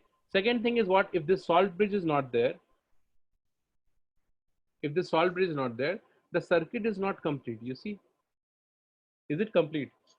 No, sir, it doesn't. It is not connected. No. So how the current flows? Not possible. Initially, it was flowing because of the difference in PD. It quickly flows for some time and then it stops. Circuit is also not complete. To maintain the circuit or to maintain this electrical neutrality, why the current is not flowing? Because of the accumulation of this positive charge here and negative charge here. Fine. So by any means, if you neutralize this positive charge and negative charge, then electrical neutrality will be maintained and the current flows. Correct? So for that purpose, we are using what? We are using salt bridge. Salt bridge. So two purpose fulfilled with this salt bridge, right? One is the circuit is complete now. It is connected. Circuit is complete now. And this salt bridge, we use some electrolyte into this. So for example, I have taken Cl minus and K plus into this, right? And here we have paste-like material. It is not, it is not liquid because this end is open here. This end is open and it is a vertical U-shaped tube with open end. If you take a solution here, then this will flow down into the 2/2 cell and then also the cell stops working, right? So we'll have a paste-like material, toothpaste जैसा कुछ होता है, या we have a powder in which we'll mix this agar-agar powder, we call it as, and will maintain the solution here. We use that paste so that the ionic mobility of this ion is maintained, and this paste that we have here, the material, does not flow down into the 2/2 cell. So hota kya hai? So as soon as this positive charge forms, ye Cl minus, this will move into the half cell and this Cl minus will neutralize the positive charge. As soon as this negative charge forms, this K plus moves and comes down into the half cell and neutralize this negative charge. This is how the electrical neutrality of the 2/2 cell maintains and the cell continues to work. Understood? Yes, sir. Correct? Yes, sir. I'll show you Yes, the sir. diagram. Now the thing is, the first thing that I told you, we place anode on the left hand side. The reason is what? Because if you do not fix this, or suppose exam में question आ गया, what is the direction of flow of current? ठीक है? वेंकट ने ये बनाया, anode left side और cathode right side, ठीक है? एंड फ्लो ऑफ करंट क्या होगा? Positive to negative, right? So according to Venkat, the answer will be from right to left, right? Yes, sir. अब हरिन ने इसको इधर बना दिया, इसको इधर बना दिया, so हरिन बोलेगा left to right, right? To remove this ambiguity or confusion, the placement of anode is fixed and it is always placed on the left side, so that the direction of flow of current is also fixed. It is left to right. Direction flow of electron is fixed, left to right, and direction of flow of current is what? From right to left, right? That is why we have done this assumption we have taken. We always draw anode on the left hand side, right? So you see all things, just you have to construct the 2/2 cell, zinc ka liya, copper ka liya, and you have to connect this with a wire, right? With a salt bridge here. What solution we should take? That you already know. Zinc electrode, Zn-SO4 aqueous. Copper electrode, so copper SO4 aqueous. Okay, so first you draw this diagram, and there are few things we have to understand. Again, this is the working of construction and working of electrochemical cell. Few more points we'll discuss. First, you draw this properly.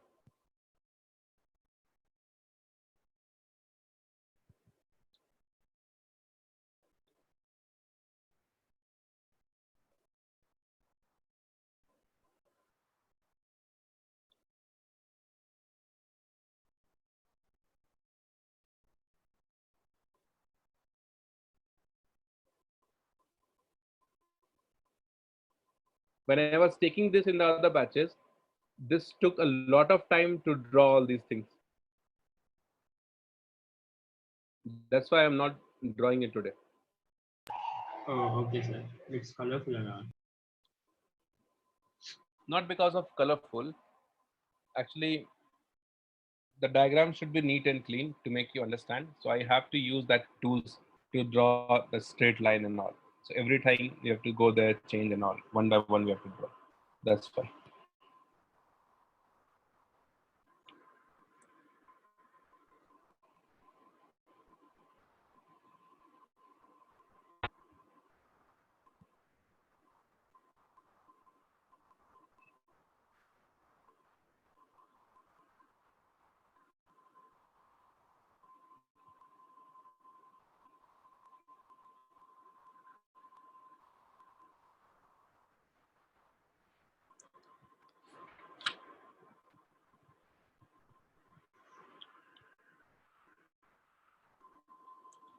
Sir, if it is in the form of paste, won't it be difficult for the ions to go, sir? No, the paste will form in such a way so that the ionic mobility is maintained. And the Oh, both yes, sir. Yes. ions should have equal ionic mobility. That's how we prepare the paste. Yes, sir. Okay.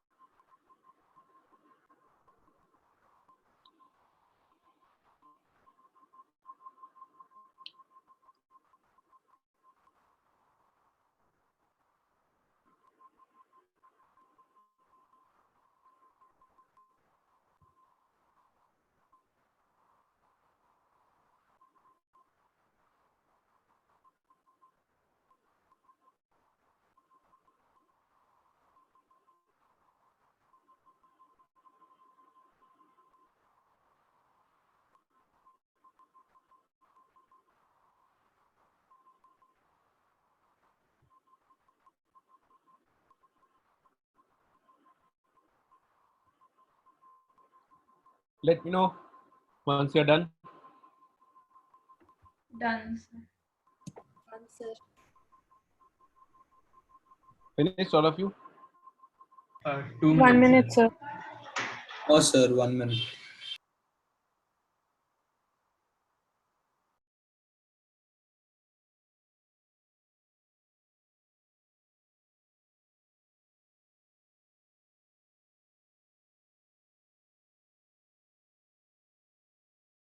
2 minutes.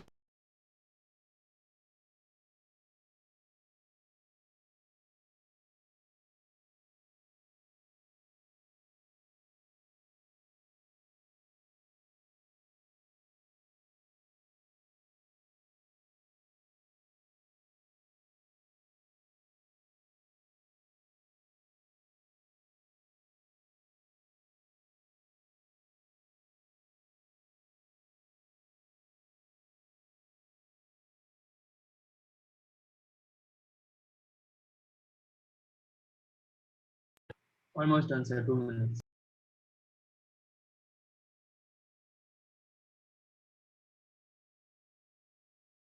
Sir, I above can hear K you. plus, what's written there with the red arrow?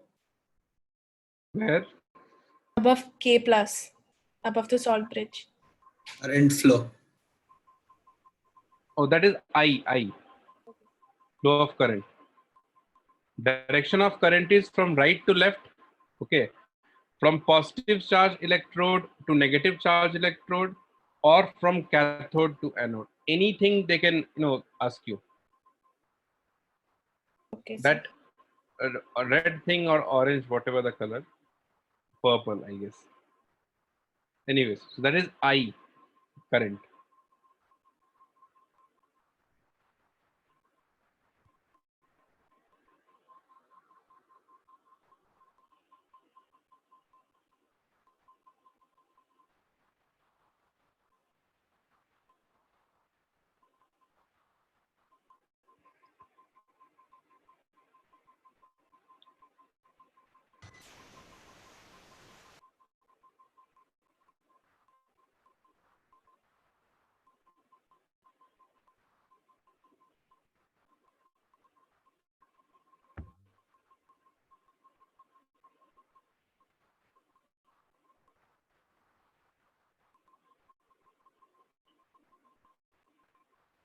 Done, sir. Okay. Now you see, 2-3 more things we have to discuss here. Initially, when we dip this rod into this thing, what we say, electrolyte, then the solution is electrically neutral, correct? The concentration of Zn2 plus is equals to the concentration of SO4 2 minus. Okay, and here also we have same thing. Cu2 plus is equals to SO4 2 minus. But when you dip this electrode into the electrolyte, then Zn converts into Zn2 plus. So concentration of Zn2 plus is increasing, and SO4 2 minus will be there. So obviously the concentration of Zn2 plus, you see here, it is more than SO4 2 minus when you place this rod into this.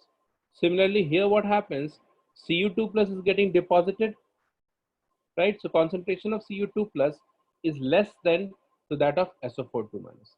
These things they may also ask into this relation of this. Next point is what? Zinc metal atom is converting into iron. So metal rod decreases or increases? The weight of the metal rod. Zinc Decreases. metal is converting into Decreases. iron. What happens? Decreases. Decreases. Decreases because the metal rod is converting into iron.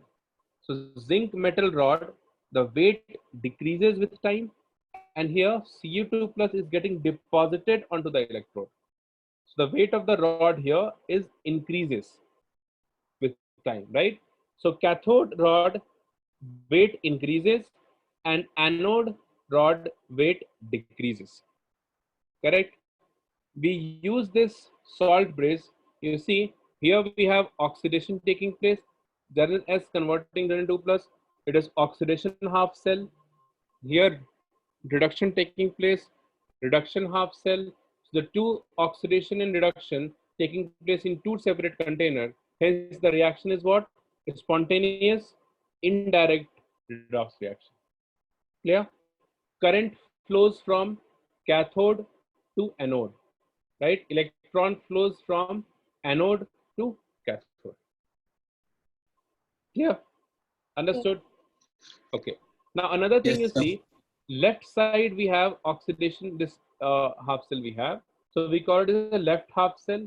Oxidation takes place. So oxidation half cell, anode is there. So anode half cell, it is negatively charged. You see the rod is negatively charged. So we also call it as negative half cell. Okay. All these four terms we use for the left half cell. And you have to memorize this term, LOAN, lone. Left oxidation, oxidation is anode and anode is negative, right? Left side oxidation takes place, oxidation takes place at anode and anode is negatively charged. So when you remember this term, this 4 letter, the ulta of this will be the cathode. Okay, that we can write down easily. Copy this down.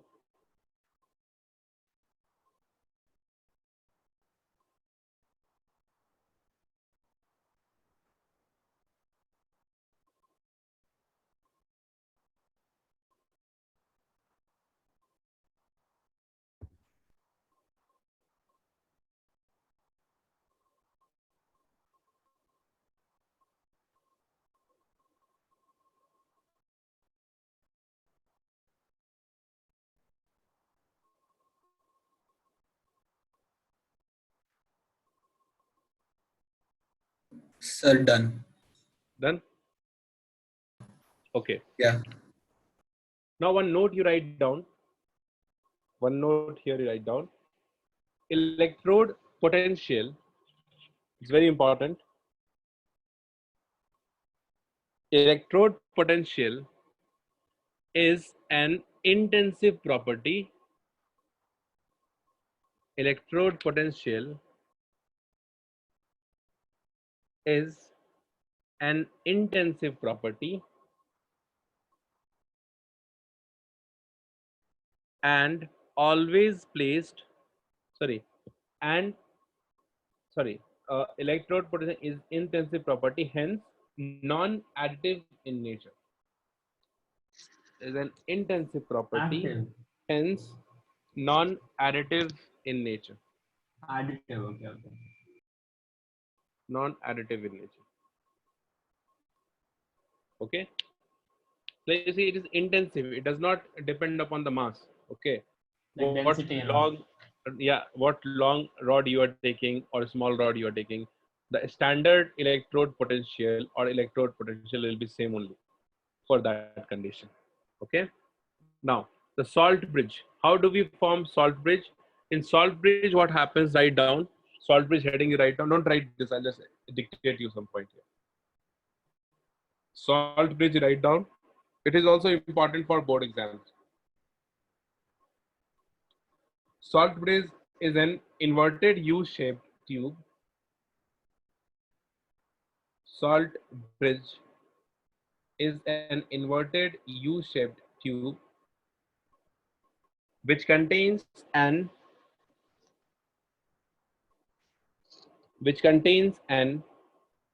inert electrolyte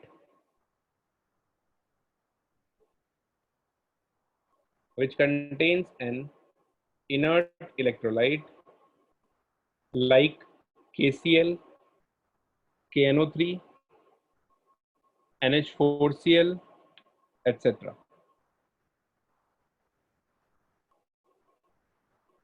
Like KCl, KNO3, NH4Cl, etc. in agar powder. It's written over there. You see agar powder.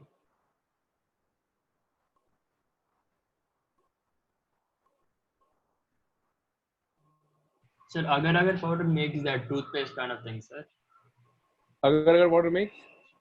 It is the toothpaste kind of thing. I mean, that's from brown. Yeah, it's a powder. In that we'll mix this KCl or KNO3 or NH4Cl and we prepare a paste so that the ionic mobility is maintained and it does not fall down into the two half cell also, because it is inverted U-shaped tube now, and end is also open. And end is also open, right? So if end is open, so if you place that tube, inverted tube it is, and if it is a liquid inside it, then it will fall down into the two half cell, right? So to like to maintain the cell as it is working properly, we are using this salt bridge, and the electrolyte that we are using, that must be in this paste, or we can say paste kind of material it is there. Solid completely we cannot use because the mobility is hindered, then it will not come into the respective half cell to neutralize the positive or negative charge which is accumulating because of the flow of electrons. Correct? That paste we use in salt bridge. Right? Yes, sir. So the function of salt bridge, next point to write down, it completes the circuit By maintaining the flow of electron.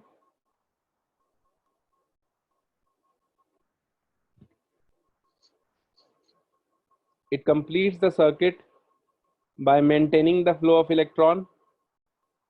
Second point. Second point, it maintains the electrical neutrality. It maintains the electrical neutrality of the both solution, of the both half cell also you can write.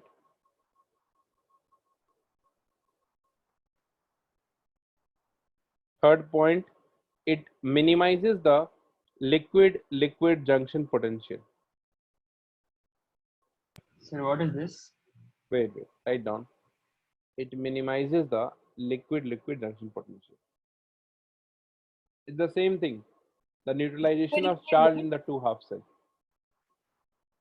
Sir, liquid, what potential? Junction potential. Okay. See, actually I have drawn this electrochemical cell to make you understand. But it is not like we have this much of gap between the two half cells. You see there's a pencil battery you have. It's a small battery, right? So the junction potential is like this. You have a battery and then you have positive charge, you have this side, negative charge, you have this side. So this potential that develops, this is liquid-liquid junction potential. Means what I mean to say here, this negative charge and this positive charge will be there in the cell, right? This potential, this positive and negative charge is separated by the layer here, right? This layer. So this junction is the liquid-liquid junction potential, which is neutralized by the salt bridge that we have here, right? And hence the function of salt bridge. So what happens here, you see, as soon as this first positive charge comes over here, this Cl comes down here and minimizes the positive charge, neutralizes, sorry. This negative charge forms, K plus comes over here and neutralizes the negative charge, okay?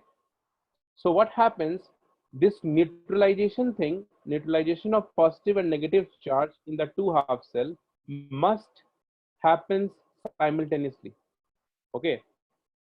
Right, if suppose K plus is neutralizing this negative charge very fast in comparison to Cl plus, then also there will be charge imbalance both sides. Yes or no?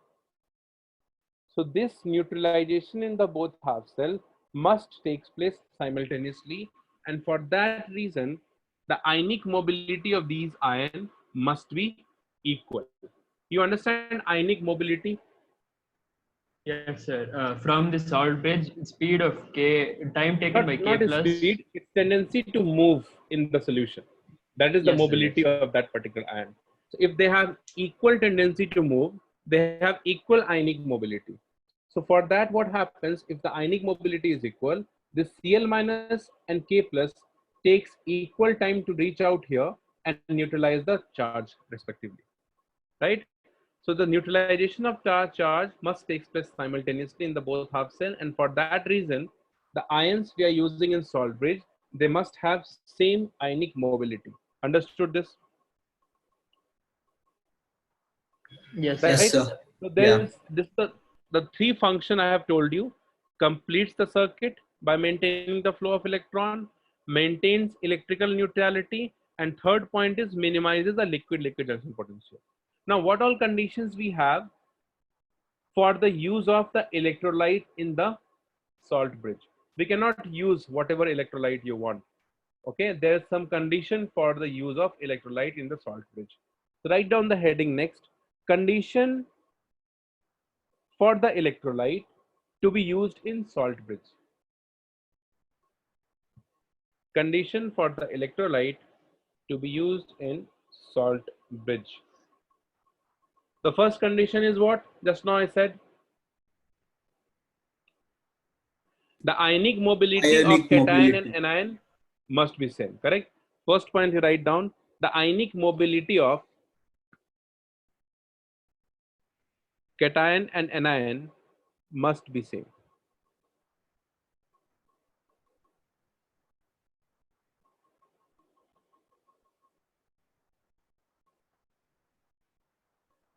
Okay, ionic mobility of the cation and anion must be same.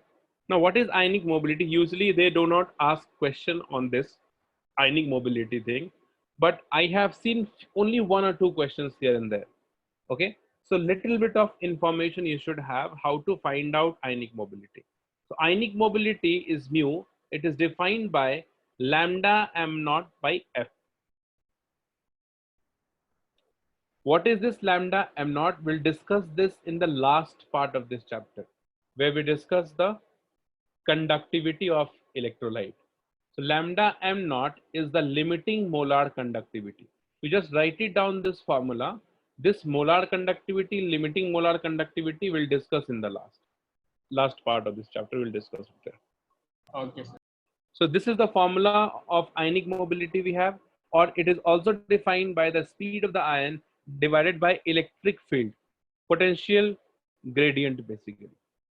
So like I said, usually you do not have this kind of question, but just the formula you should write it down. Okay, what is F here? Faraday. Day. 1 Faraday is equals to 96500 coulomb. You know the relation of what do you mean by 1 Faraday? Charge unit, sir. What? It's a unit of charge. Unit of charge. Yes, sir. Faraday. 1 Faraday is the charge on 1 mole of electron. ठीक है? Oh, that way. No, sir, I didn't know this. Electron पे charge कितना होता है? 1.6 into 10 to the power minus 19. This is the charge Negative on 1 charge. electron. For 1 mole of electron, what is the total charge? This into? Into 6.0022 into 10 to the power. So when you solve this, you'll get 96500. That's why 1 Faraday is this many coulombs. This is the relation we have.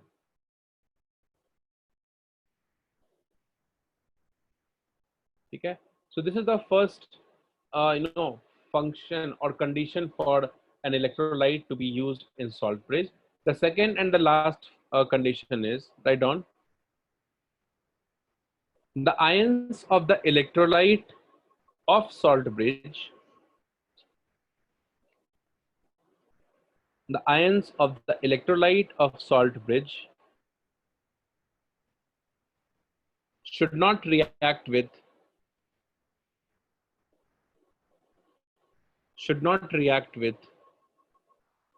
any of the half cell electrode or electrolyte.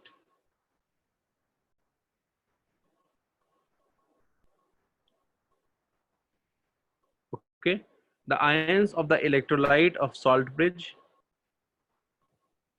should not react with any of the half cell electrode or electrolyte.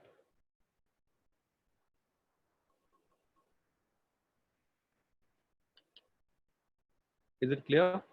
This means what? Suppose we have silver electrode, Ag electrode we have in the half cell. Then here we cannot use KCl as an electrolyte in the salt bridge. Why? Because this Cl minus goes into the half cell electrode that combines with Ag plus present into the solution and forms what? Silver chloride. AgCl precipitate, PPT it forms, right? So this precipitate starts accumulating into the half cell, right? And that will affect the working of the half cell, right? So we must take care of this thing, that the electrolyte we are using, the ions of the electrolyte must not react with any of the electrode or ions present in the half cell. That is the second condition for this.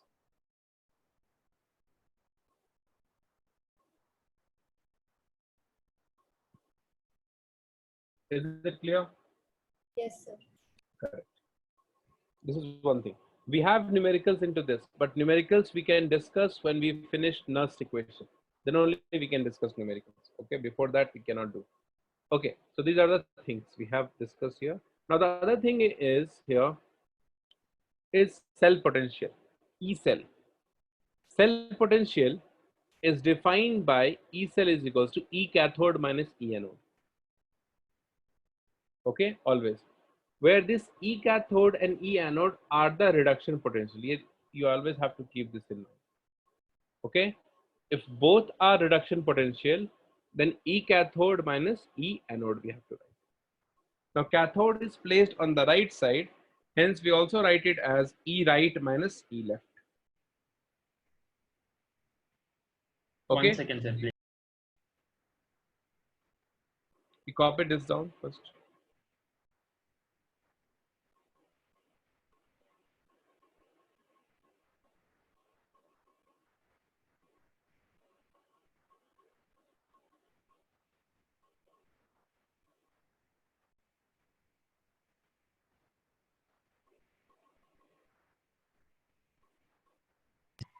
Sir, what will happen if you take Zn and say CuSO4 or something like that, sir?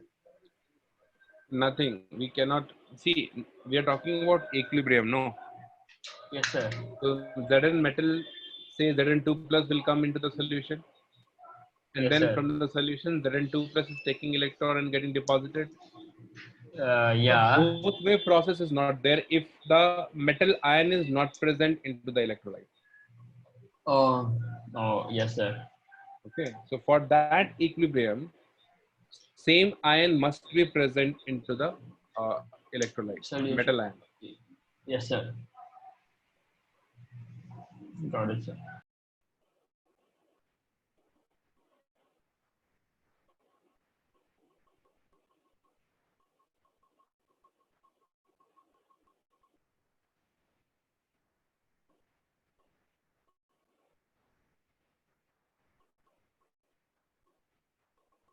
Finished?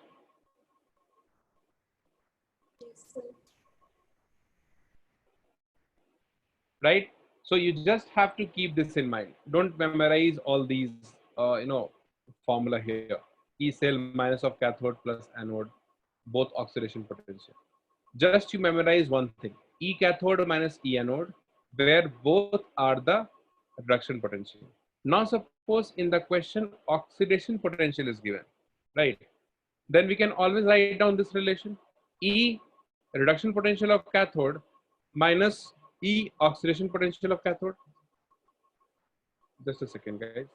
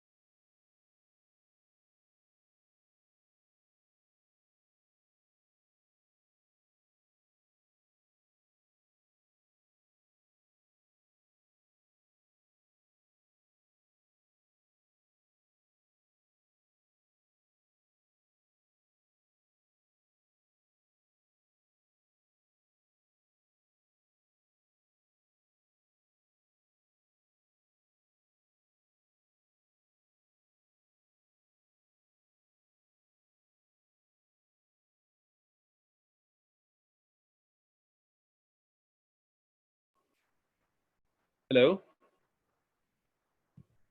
Yes, sir. No, Mac, I was not. I was like on call actually. Yeah. So you don't have to memorize all these formula. Just one formula you keep in mind: E cathode minus E anode, right? And these are reduction potential. So if oxidation potential is given, so we can convert this always into oxidation potential by this relation. Okay. So this is cell potential we can calculate by this. Okay, this is cell potential at normal thing. Standard cell potential will be E naught cell minus E naught of cathode minus E naught of anode. So for Daniel cell, where we use copper and zinc, so E naught of Cu2 plus 2 Cu minus E naught of Zn2 plus 2 Zn.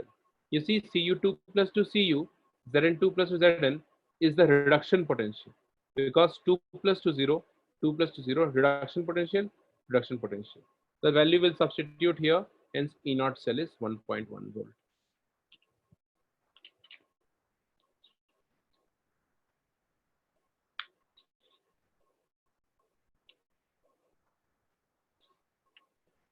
Okay.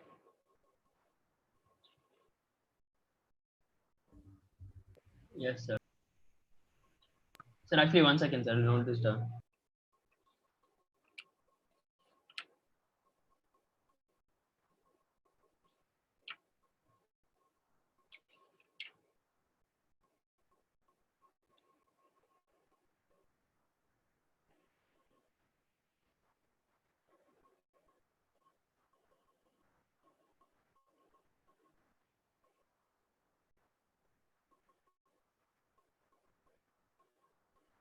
Then Yes. okay. Now the next thing we have to understand here is the cell notation. Write down the heading. So just a notation. minute, can you go back? Just a minute. Yeah, just a second.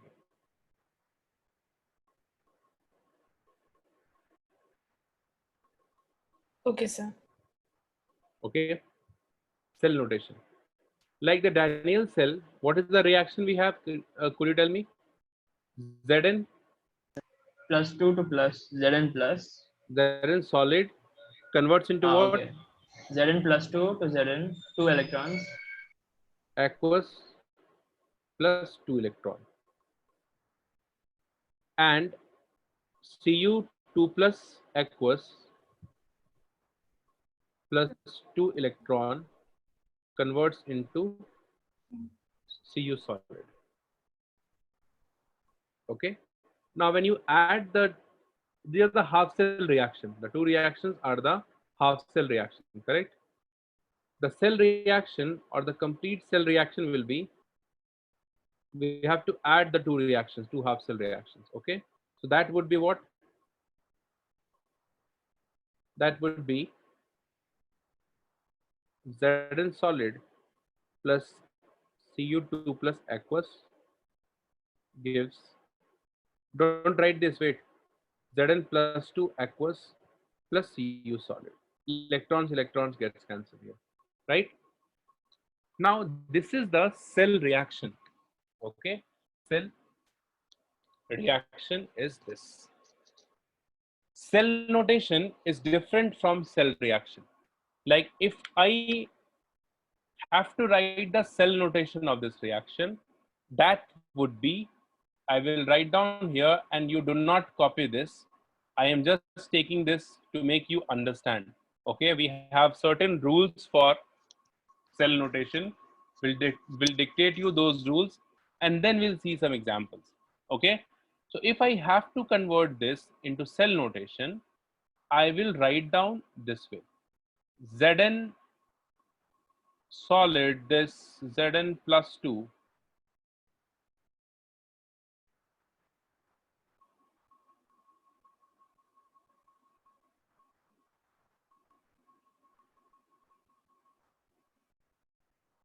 C1 C2 molar aqueous Cu solid. Understood this? No. Wait, sir. What? No, sir. No.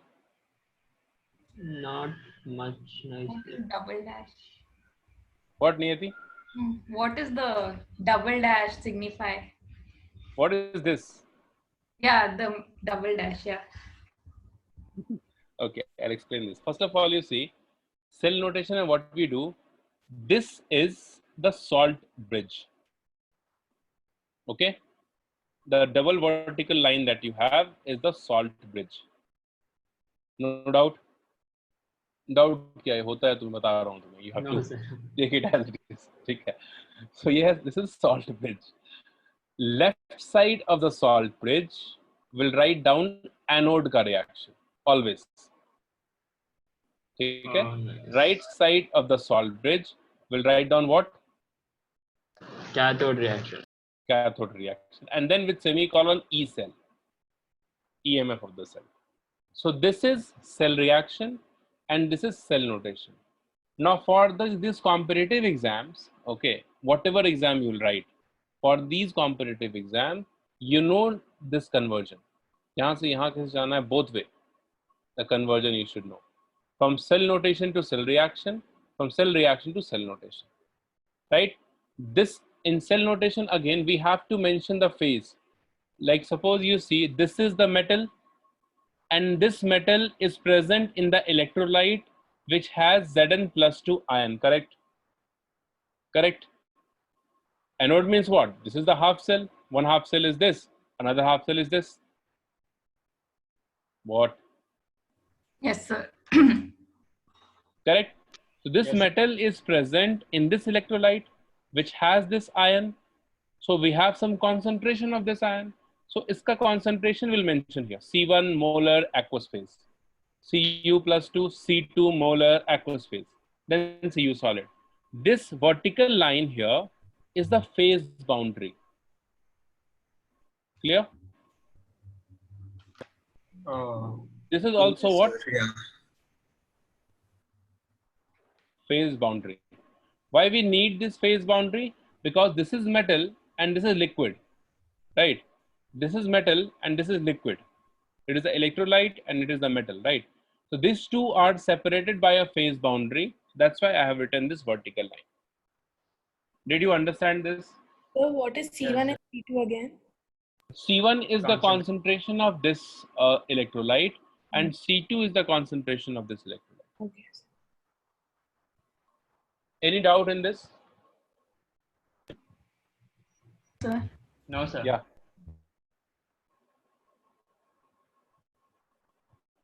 Yeah, hello? No, sir, no doubt. Correct. Okay.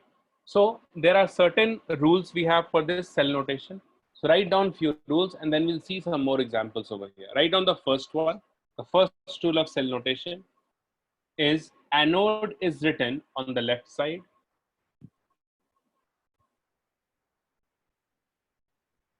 Anode is written on the left side and cathode is written on the right side. First thing is that.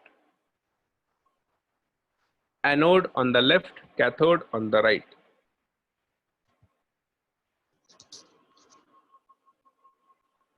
Next point. The phase boundaries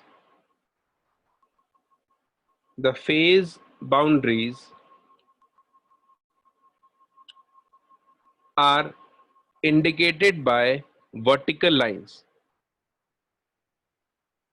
The phase boundary are indicated by vertical lines.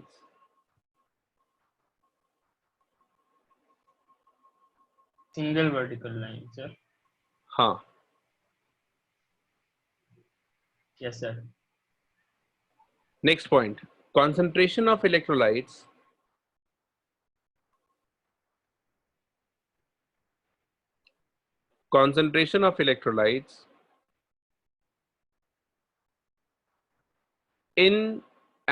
and cathode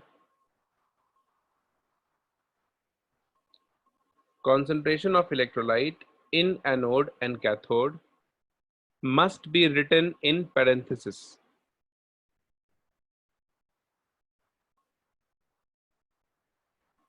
Must be written in parenthesis. That I have written C1 molar aqueous in the bracket parenthesis. Next, So there'll be aqueous something else, no, sir? What Like something aqueous else? COSO4 or something like that. The Zn+2 means ZnSO4 only. Yeah. Zn Okay. plus Okay. 2 is ZnSO4, right? Okay. Yes, sir. Now next point. In case of a gas,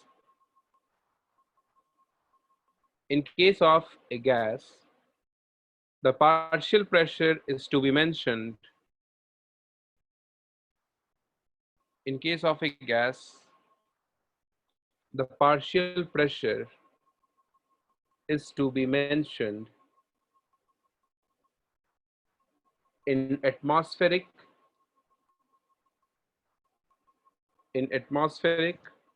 or mm of Hg.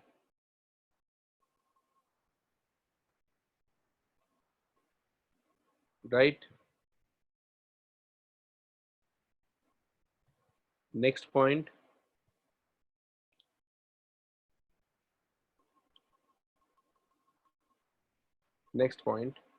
A comma is used to be separate. A comma is used to separate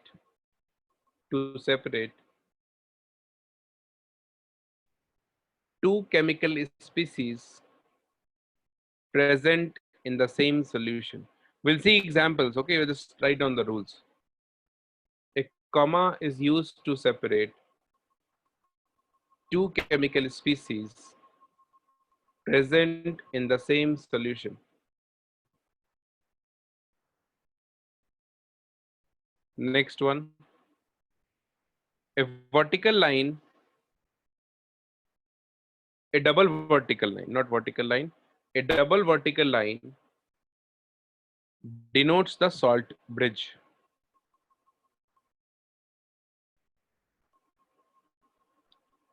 A double vertical line denotes the salt bridge.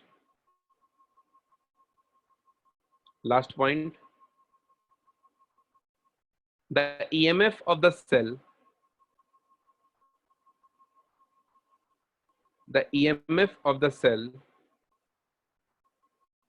is written on the extreme.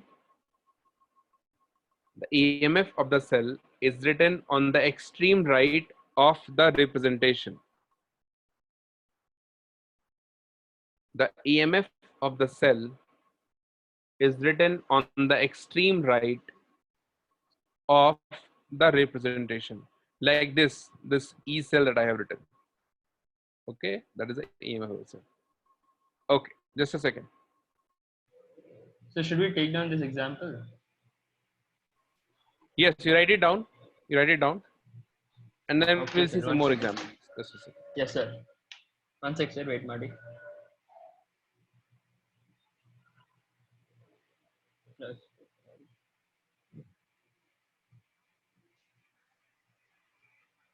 Guys, is something heard from my background? Like now.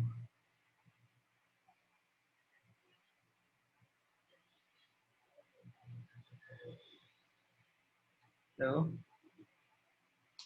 No. Nothing's heard, no? No. Okay.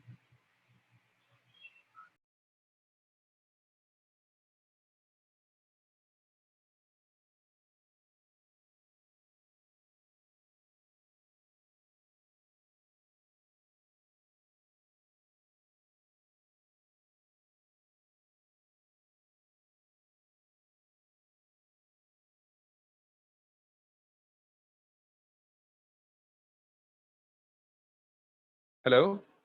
Yes. Done. Sir, 1 Finished. minute, sir. No, sir. No, sir. I made a mistake. Sir, the last point was the EMF of the cell is written on the extreme right of the representation. That's it, right? Correct. Yeah. Right. 1 minute, sir, please.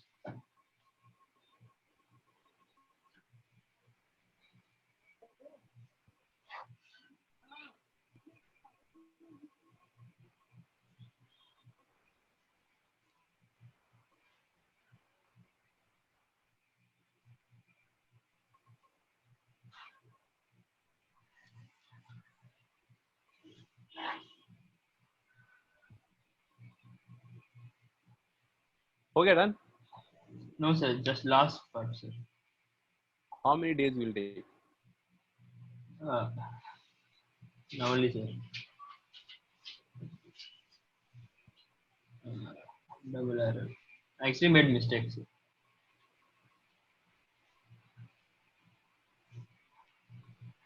Ronnie, are you there? Ronnie, Suyog is there. Ashwin is not.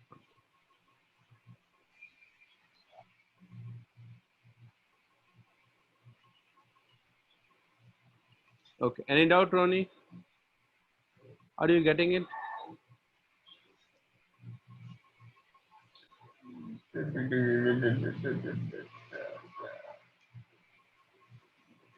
Okay, fine. Done, sir.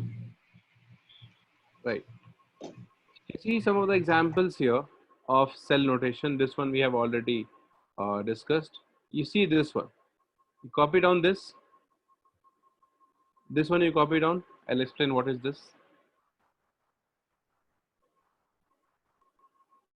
Sir, what was the thing about gases, sir? Wait, Madi. I'll copy down. We'll explain that. Okay, sir. See, suppose you have cell notation like this. It is given, and you have to write down the cell reaction here. Okay? Like I said, from cell reaction to cell notation and cell notation to cell reaction, both conversion you should know, right? So if cell reaction is given, then you have to identify which one is going under oxidation, that will be anode, and which one is going under reduction, that will be cathode. And we know anode must be written on the left, cathode must be written on the right. Okay? Now if cell notation is given this way, right, it means this is the anode left side wala, and this is cathode. Yes, sir. So in anode what happens? Oxidation. So this H2 converts into what? H plus. This is the half Yeah. reaction, and here the half reaction is what? Ag plus converts into, I should write down here, Ag solid. It is, just a second.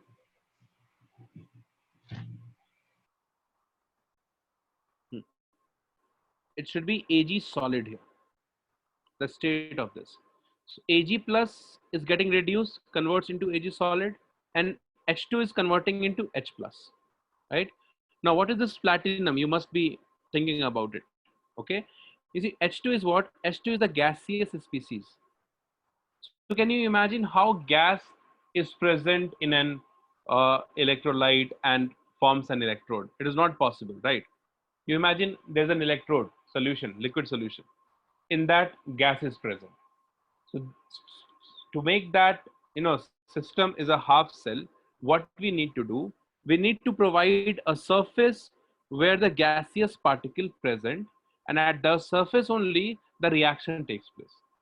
So whenever you have a gas, so we'll provide an inert electrode, and this inert electrode is actually the surface where the reaction takes place. Okay, so whenever you see this gas is present, we have to write down platinum like this with a comma or a slash. You have to write down a inert electrode like this. So for this, you see the chemical reactions. I'll show you. First of all, we'll write down anode. Could you write down the reaction of anode here? Yes, sir. No, sir. What? See this. What is so difficult in this now? You see, anode is this. H2 gas converts into H plus aqueous. Correct? So when you balance this, we have H2, so it becomes 2H plus 2 electron. Yes, sir. Okay, this is the reaction of anode, oxidation. Cathode ka reaction is what? Ag plus Ag electron gives plus. Ag solid. Now when Yes, you sir. add these two to write down the cell reaction, then the electron must get cancelled. It is something like that. Redox reaction may, when we balance the half redox reaction, right? We'll Yeah. write down half cell reaction, and then we'll add the two in such a way so that the free electrons gets cancelled. Okay. Sir, or what were their equations in thermodynamics called? Those you enthalpy and all you calculate, no, sir. What was this reactions called? What? like you calculate enthalpy of formation of carbon dioxide. Let's say you give C Uh-huh. plus O2, then stuff like that. Like then you add, Uh-huh. subtract, multiply by 2, Uh-huh. and stuff like that. What is this reactions called? I don't know what are you talking about. Thermodynamics, sir. Hmm. You'll That is ask to find. thermochemistry ka part, right? Thermochemistry ka part. Yeah, that thermochemical equations. Thermochemical equations. Acha, that you are talking about. Okay. Yes, sir. Thermochemical equation means what? We have chemical plus energy change. Delta H Yes, will sir. be there. That Yes, is sir. chemical plus thermochemical equations. Okay. Yes, sir. Yes. Anyways, so when you add, yes, who's this? Yes, Can ma'am. you repeat? Can you repeat why was platinum used there? See, actually, can you imagine a cell, a half cell? Could you imagine like this? जिसमें suppose HCl electrolyte is present, and we have H2 gas. This is gaseous species, correct? Yes, How sir. do we have the electrode of a gas? Gas का electrode कैसे होगा? What we do, I'll tell you. We will discuss this later. But since you have asked this, I'll tell you what happens here. Actually, what we do, we'll have an arrangement here to form a gaseous electrode, and that arrangement is something like this. Here we have an inlet. ठीक है, यहाँ से we have an inlet of gas. ठीक है? And since in the solution the reaction must take place, ये है HCl. So here in the solution we'll provide an inert surface where this gas will go, and that surface the reaction takes place. So that inert surface will what we use, this is the platinum wire, and we'll have a sheet. This is a platinum sheet, and this is the connected to the another half cell. So it is hydrogen electrode. So यहाँ से will go hydrogen gas, and this hydrogen gas will come over here on the surface of this inert electrode, and on this surface the reaction takes place. Understood, Mehak? Yes, sir. Right? So we'll provide this surface to form a gaseous electrode only, and that surface will write this way. Okay. Platinum, you can write down this vertical line, or you can use comma also here. Both are right. Thank you, sir. All of you understood this? Platinum, the purpose of this? This half cell, we call it as H hydrogen half cell, or it is SHE. Have you heard about it? She? Yes, sir. She does. What this, is she she? does that. Standard hydrogen electrode. Okay, so we'll discuss this later, standard hydrogen electrode, but that is the purpose of platinum, to provide an inert surface to the gaseous species like hydrogen here.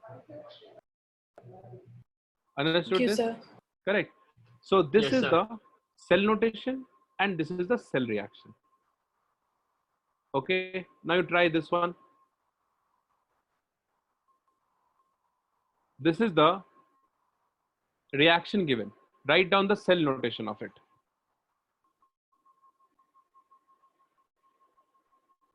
Finish this, we'll take a break after this. So fast. Okay, sir.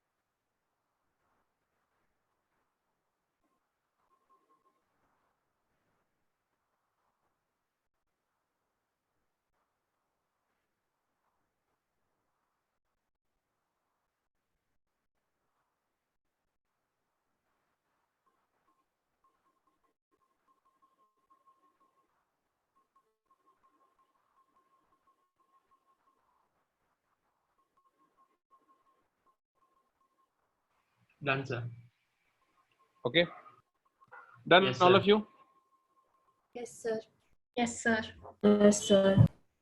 So first, what we do, we'll identify the anode, the anode half shell, that is oxidation and reduction, and we'll write down separating with a salt bridge. So anode reaction is this, cathode reaction is this. We'll simply write down here with concentration, solid, medium here, salt bridge, ions, and this E cell of the reaction. Sir, we don't have 2 Ag, sir. No, we'll simply write Ag. Okay, sir. That will write here, just here. But here if you write 2Ag, it's not wrong, no, sir. Because I wrote it's not 2Ag. wrong. It's not wrong, but the point is here just we mention metal and ions. Metal and ions present in a solution. It is not like just this 2 is what? 2 is just a number that we are using Coefficient. here to balance the electron both sides. Okay, okay, In the sir. two halves. Okay. Right. So yeah. So okay. So this is fine. We'll take a break now. Okay, and then we'll again start with the other stuff into this. Probably What half is that? cell we'll discuss. Yes. That Nernst equation.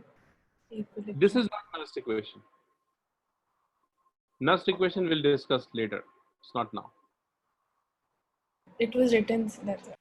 Yes, No, sir, it's it is towards this written. side. What I have discussed here. What I have Okay. discussed, I'll tell you. When we discuss Nernst equation, so we'll take up the number of electron which is getting cancelled. So you see, when you add these two electrons are getting cancelled. And we have this 2 electrons so that we multiply this reaction by 2, like we have this one, you see. This reaction we have exchange of only 1 electron per mole of this. But since we have 2 electrons here, to cancel out the 2 electron, we have multiplied this reaction by 2. Correct? So when we apply Nernst equation into this reaction, so the number of electron exchange, that will take 2, not 1.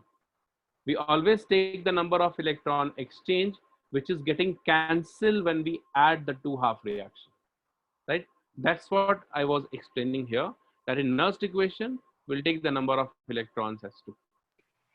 Yes, sir. Correct? Fine. So we'll take a break here and then we'll start the session at 6:55. Correct? Okay, sir. Yeah. Okay, sir. Okay. Okay, sir. Thank you. Sir.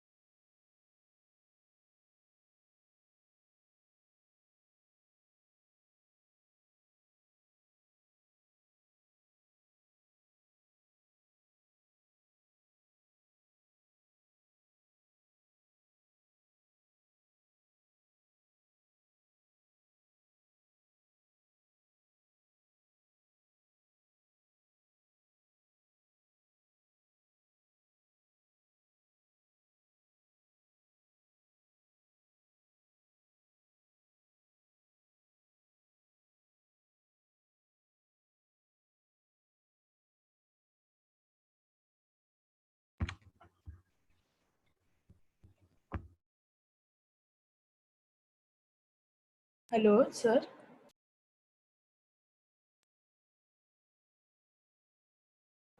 Hello. I guess is not there. Oh, okay.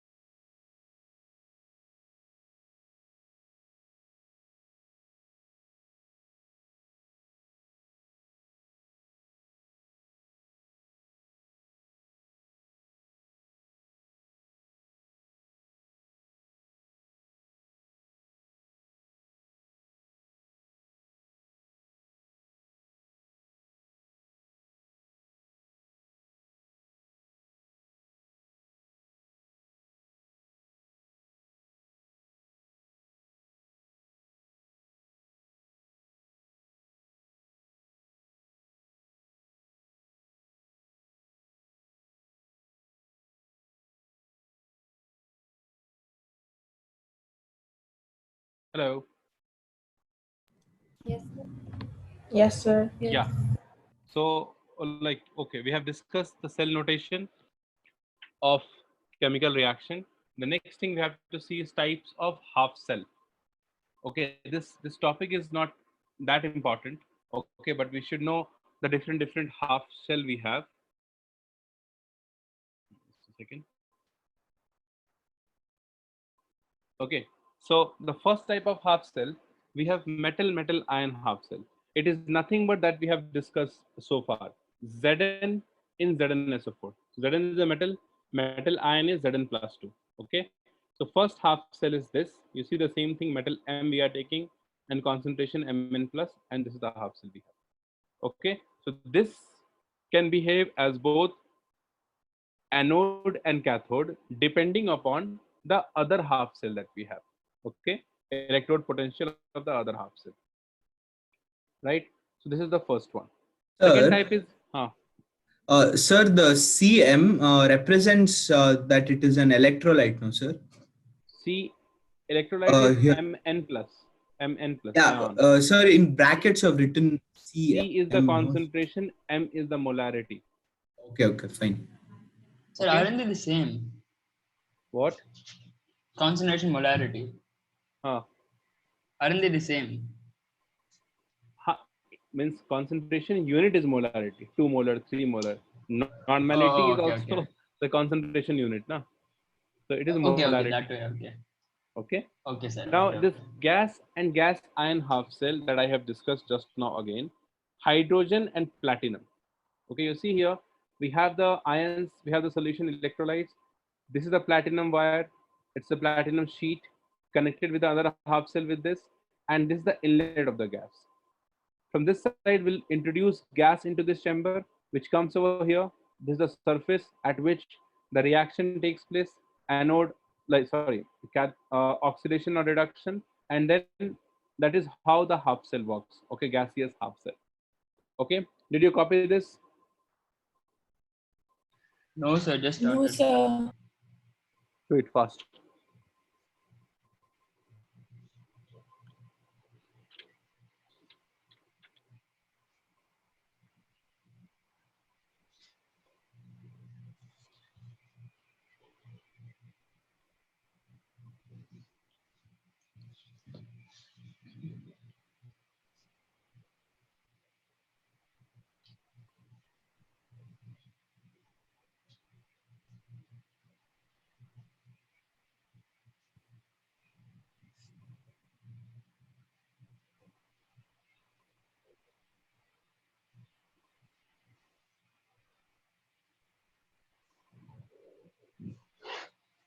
So last 2 minutes.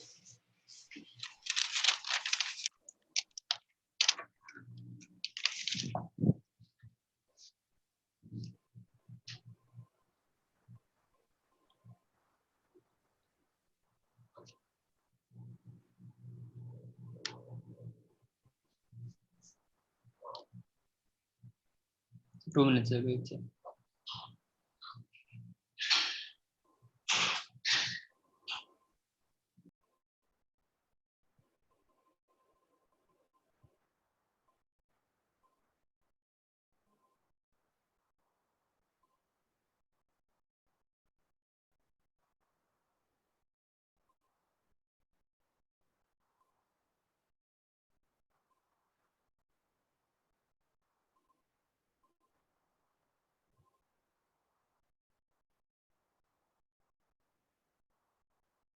Done.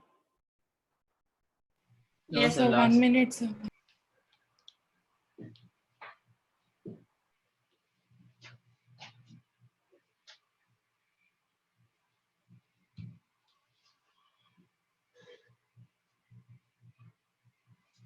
Sir, what are those two yellow lines in middle? That's okay, nothing.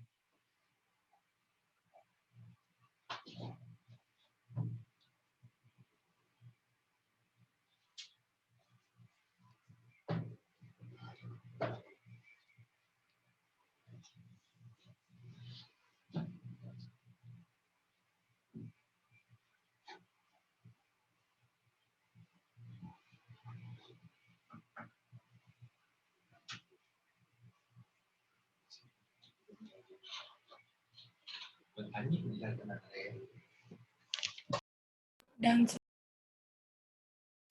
Done, sir. Okay.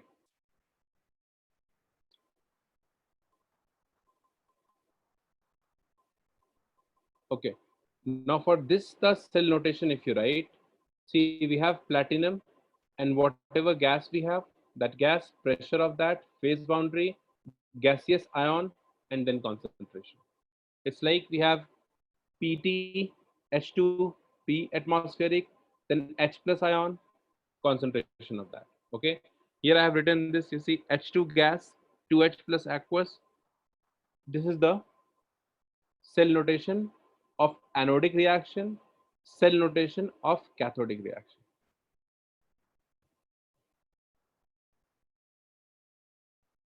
Copy down these two examples.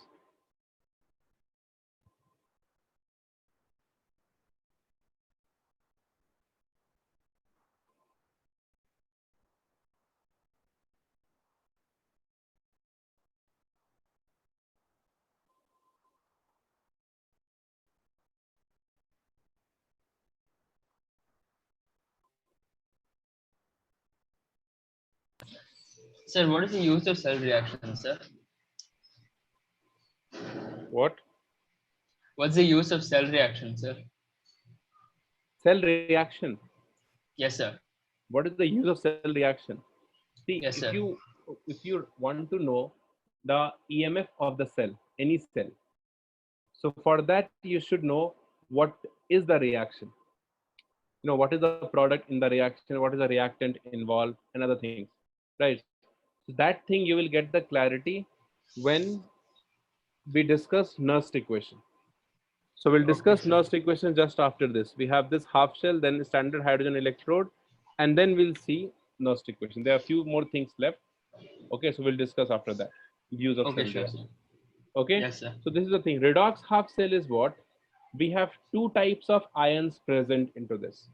You see, Mn plus, it is something like this. If you have Fe3 plus and Fe2 plus ion present in the same half cell, okay, in the same half cell, two types of ions are present. So what happens, you see, if N2 is greater than N1, you see this condition I have written here, N2 is greater than N1.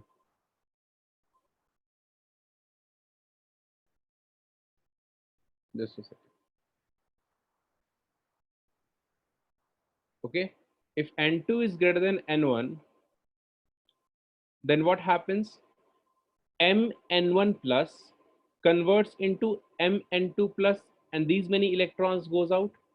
You can understand this reaction with the help of this reaction. You see, Fe2 plus converts into Fe3 plus, and 3 minus 2, 1 electron goes out.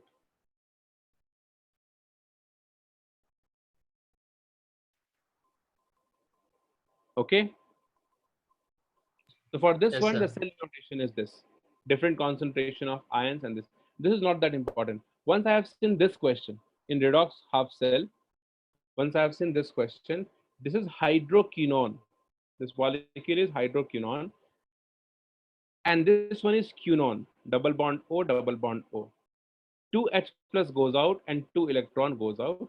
This we call it as quinohydrone electrode, or hydroquinone electrode, we also call it as quinohydrone electrode or hydroquinone electrode. Okay, sir. One sec, sir.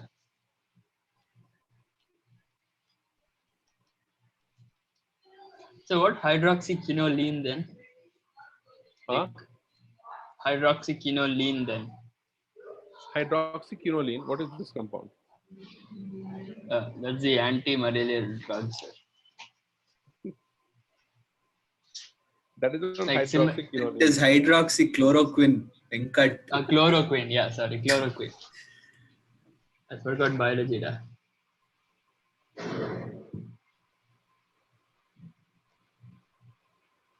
Anti-malarial drug it is, no? Malarial drug it is. Yeah, sir. Like I could have googled the structure, but since you're talking about this, I just thought I'd ask.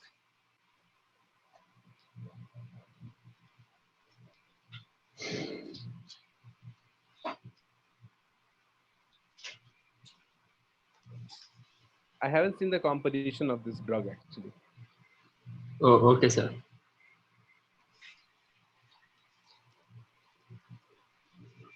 One sec, sir. Last, I'm writing names, sir. Quino. Since you have asked, let me check this. Yes, sir. I'll also check same time, sir. You write down, don't waste the time. I'll tell you. Written, sir. Written. Okay. Done? Anyway, Okay. yes, Then sir. I'll go ahead. We'll see this later.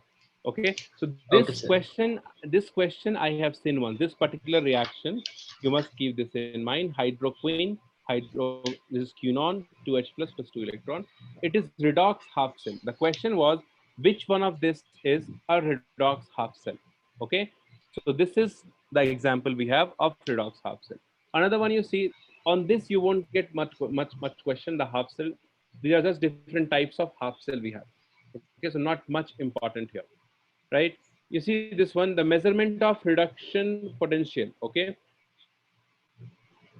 we are talking about RAP, that is electrode reduction, reduce or reduction electrode potential we have. Okay, one thing you try to understand, I'll write down here. that any half cell, you note down this point, any half cell does not work alone. Okay, half cell does not work alone. Now, why this does not work alone? Conservation of charge. Oh no, like the cell works because of potential difference, right? Oh, okay, that way. If you have only half cell, if you have, so there's no potential difference, correct? Oh, Correct. yes, sir. That's why it does not work, right? Now, one thing you can think here logically, if half cell does not work, suppose we have zinc half cell here, Zn and Zn plus 2. Okay. Yes, sir. And if I ask you to find out the standard electrode potential, right? Standard electrode potential of the half cell, then how do we do that? Are you getting my point? We know No, this sir. fact that half cell does not work alone, right? So we are not able to find out the absolute value of the standard electrode potential of any half cell because it won't work, right? Yeah. So what we do here, you just try to like just listen to me, you will get it. Okay, what we do here, we'll take a reference electrode. Okay, we'll take a reference electrode, and that reference electrode is hydrogen electrode. Hydrogen electrode. Now, what we assume for hydrogen electrode, the standard potential H2 to H plus or H plus to H2 is assumed to be 0, right? So what happens for standard hydrogen electrode, SHE, the standard hydrogen electrode, the potential is 0 that we have assumed. Okay. Now you have to find out, suppose you have to find out the electrode potential of zinc. So zinc half cell, you take here hydrogen electrode, right? Hydrogen electrode. Now when you connect this with the voltmeter here, so this will show some deflection, right? Yeah. Yes or no? Because for Yes, this sir. one, E naught value is 0. This E naught value we need to find out. Suppose it is Something. E naught only, right? So E cell is equals to what? E cathode minus E anode. E cathode minus E anode. E right minus E So left. Yes, sir. E cell will be the reading that we get here. Okay, and this value, one of the value we know it is 0, that we substitute here, we'll get the another electrode potential. Did you understand this? Yes, sir. Amala, did you get it? Niyati? Yes, Mac? sir. Dheeraj is there? Advaita, understood? Yes, sir. Yes, right, sir. So what point we are what we are trying to do, we know this fact that the half cell does not work. So what we have done, we have assumed, we have taken one reference electrode, and that is the SHE, standard hydrogen electrode, and we have assumed that standard reduction potential for hydrogen electrode is 0. Now whatever half electrode, you need to find out the electrode potential of that. You take that and you connect this with SHE, right? SHE. So whatever the reading is there, that gives you the electrode potential of that electrode with this formula, right? Deflection is nothing but the electrode potential, right? Because this is 0 only, right? So this is the method we use to find out the electrode potential of various electrodes, right? Since we are calculating the electrode potential of various electrode with respect to SHE, standard hydrogen electrode, hence we call it as relative electrode potential, REP. Okay, relative electrode potential, because we are measuring this with respect to hydrogen, so it is relative. Got it? Right? Now we can find out for lithium, we can find out for sodium, we can find out for zinc, we can find out for copper, we can find out for iron by this method. There are many metals we have, by this method we can find out. All these we have certain value of electrode potential, right? Now when we arrange all this value, in either ascending or descending order, you will get a series. Yes or no? Okay. Either in ascending Yeah. order or in descending order, you will get a series of electrode potential. Correct? Yes, sir. That series we call it as electrochemical series. Reactivity series, you know that? You must have heard about it. Reactivity Yes, sir. series of metal. So this is the Yeah. reactivity series, Age. electrochemical series. Understood the point?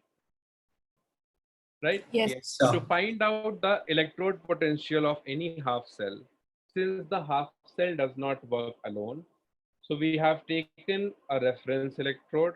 What is the reference electrode? Hydrogen electrode. Yeah, Hydrogen hydrogen electrode electrode. is the reference electrode, hence we call it as standard hydrogen electrode, SHE, and its E naught value is assumed to be 0. Now, whatever half cell electrode, we need to find out the electrode potential. We connect that with the SHE, standard hydrogen electrode, right? Whatever the reading of voltmeter, that will be the electrode potential of that particular half electrode, right? Now, that is the thing that we have to discuss. Okay, so that's what I have written here. Write down this: measurement of relative electrode potential of a half cell. Sir, can you go back 1 second, sir? Why? You don't It's write writing, this. sir. This is just something I've written. Okay, sir. Everything is here. Whatever you have to write, it is here. I've explained it over here. Measurement of Okay, sir. relative electrode potential of a half cell. The reference electrode is SHE, standard hydrogen electrode, right? This is the assumption. Whether it is reduction or oxidation, its value is 0. It is assumption. Sir, what if it is not 0, sir? Like, what if we are asked to do it with respect to some other thing and not hydrogen No, you electrode? won't ask. You won't get those questions because Okay. the value, the electrochemical series, like I have given you E naught value of Cu, that is 0.34, right? Yeah. It is with respect to hydrogen only. Oh, okay, So you sir. won't get such question. Otherwise, all those values are not true. If they have changed, they will change the reference electrode only. Oh, yes, sir. Right. So these are the values we have, and these values are the assumption whether it is anode or cathode, right? The standard condition is what? Temperature is 298 Kelvin. If gas is there, then 1 atmospheric pressure. If aqueous solution is there, then 1 molar concentration, unit concentration.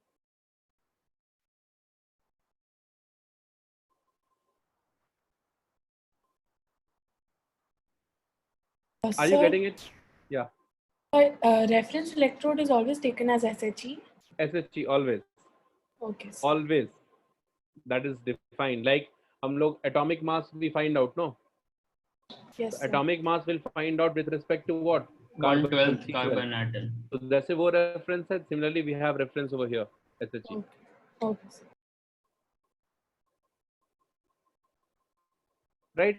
So if this Yes, sir. hydrogen electrode behaves as anode, so this is the reaction, 1 atmospheric, 1 molar. Cell notation is this. If it is cathode, this is the reaction, 1 molar, 1 atmospheric. Cell notation is this.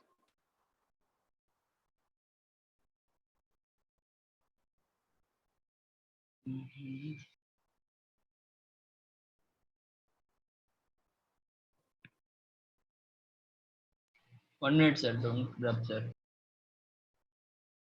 What? 1 minute, sir. Writing.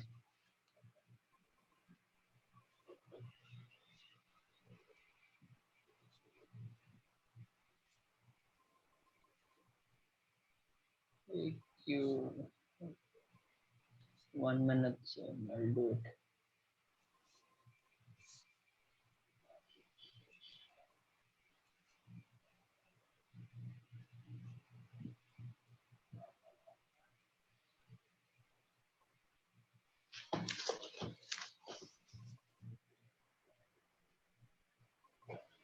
Cathode.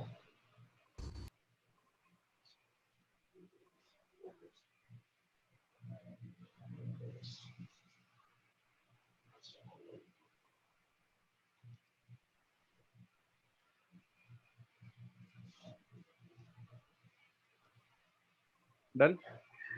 Almost last lines. See, the entire thing we have discussed today, that is for your base, for the concept to understand, right? And all Yes, sir. these things we are doing just to understand Nernst equation. Right. Sir, what about the E value, sir? That thing, voltage value. Was it right? What voltage? Huh?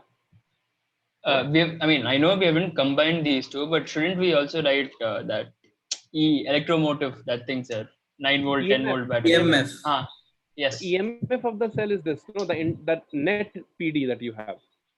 Because Yes, of the sir. resistance of wire and the thing, the actual potential, PD we don't observe, right? Oh, okay. So Sir. the maximum kind of. capacity of EMF is the potential of the cell. Because of resistance and other thing, some voltage has been dropped, right? It has been consumed by the wire and other things. So EMF is Yes, the sir. net value that we are experiencing. Okay, sir. Okay. Now you see, suppose the same thing we are doing here. Suppose we have to find out the standard RP of copper. So RP is what? Standard reduction potential Reduction potential. of copper. So what I'll do, one side I will take SHE, that is standard hydrogen electrode. Is this the electrode? See, I have drawn it there, no? Inlet of gas, platinum wire, sheet, and this platinum wire is connected to a voltmeter, and this is connected to the copper electrode. CuSO4, all these things are there. Correct? So it is exactly the same thing that I have done. We have done already. If you have to find out this copper ka electrode potential, connect this with SHE. Now, whatever the reading will have here, that will be E naught of the cell. And E naught of the cell is what? E naught of cathode minus E naught of anode, right? Cathode is Yes, sir. Cu2 plus to Cu. Anode is H plus to H2, right? This value is what? Which one, sir? The value of, just a second. What is the value of this? H plus to Hu. 0. H2. It is 0. Always. That we have assumed. So whatever the reading of this you have, this is the value of ECU2 plus 2Cu. Is it clear Yes, now? sir. Yes, sir. Right? So like this, suppose you have to find out for zinc. You take here zinc, iron, attach iron with this. Okay. Sodium, you take sodium metal, attach with this. Whatever reading you get, that would be the electrode potential of that particular electrode. Is it clear? All of you, please tell me. Yes, sir. Right? Now, like this, if you find out the electrode potential of all the electrodes, and when you arrange them in a series, right, either in ascending or descending order, right? So finish this, and then you write down one note here. You finish this first, and then let me know one note will write down here, and then we can copy down this.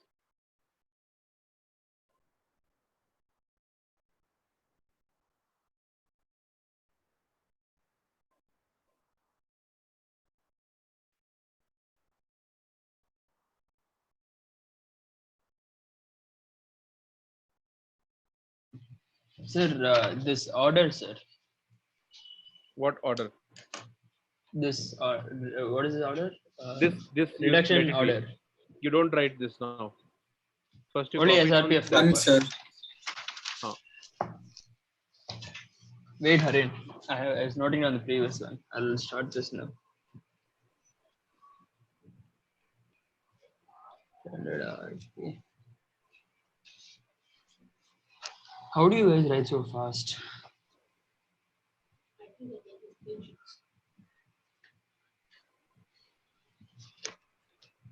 Platinum. So what is that platinum wire? Okay. What? Nothing, sir. Nothing. Platinum wire. Platinum wire. Okay, sir.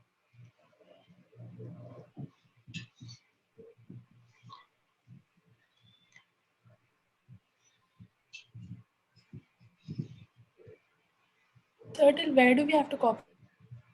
Sorry, till here. Till here. Okay.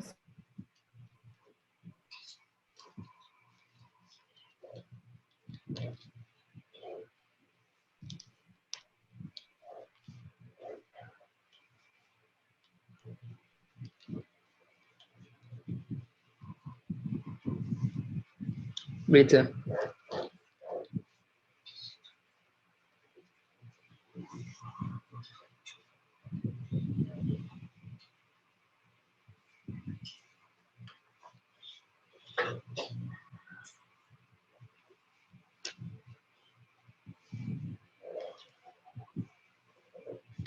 Sir, 2 minutes, sir.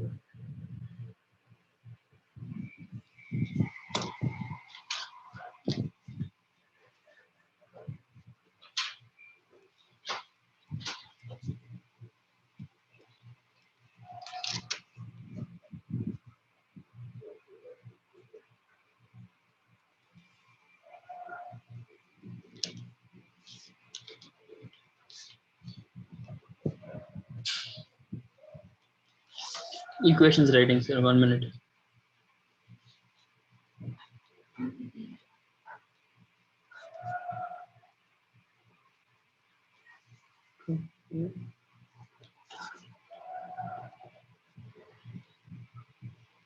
Half minute, sir.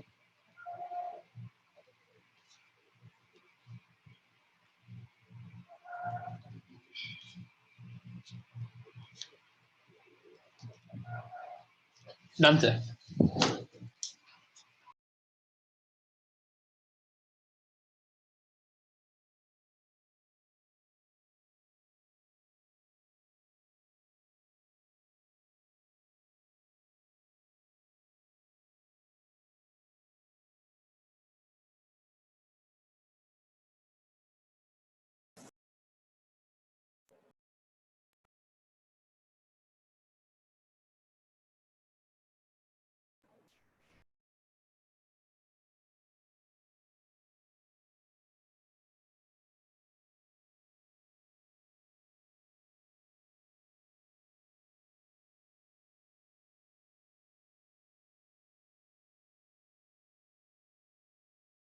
Hello, sir.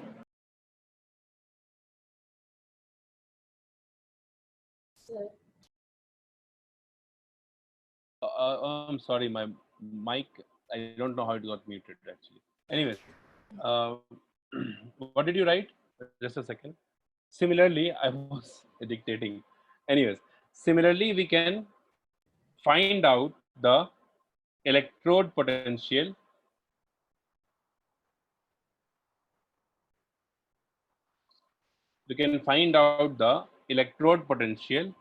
of other electrodes,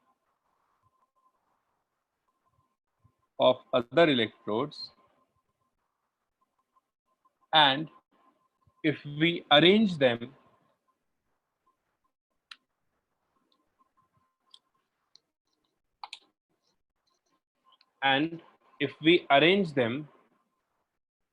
in either ascending or descending order,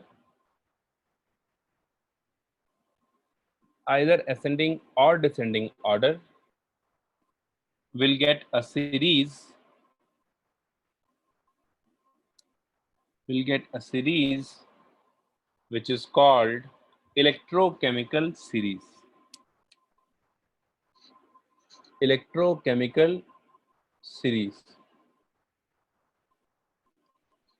Right? Now this electrochemical series, you don't have to memorize. Okay, few examples I have written you here. You just need to know the pattern. What pattern you have to keep in mind, I'll tell you. It is there in the book, any book, if you say it is given. In the middle of this, we have hydrogen, and its E naught value is 0. If you come down from this hydrogen, the E naught value is positive here. Below the hydrogen, it is positive. Above hydrogen, the E naught value is negative. On the top, we have Li. In the bottom, we have F2. Okay. So as you go up from here, right, then the SRP is getting negative. So Li has most negative SRP. SRP is negative. In fact, most negative SRP we have for Li. Means a very good Opposite, oxidizing agent. very strong reducing agent. Reducing agent, yeah, sorry. Yeah. It gets oxidized, no doubt. Yeah, I'll tell you here. I think if I write, you will understand this. See, just 2-3 things.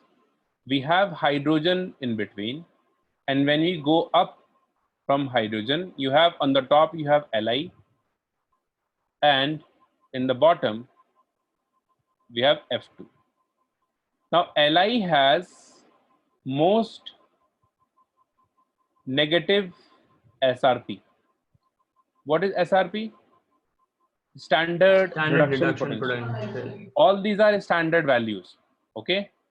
For this E naught value is 0, and this one has the most what? Nice, positive. Positive SRP, standard reduction potential.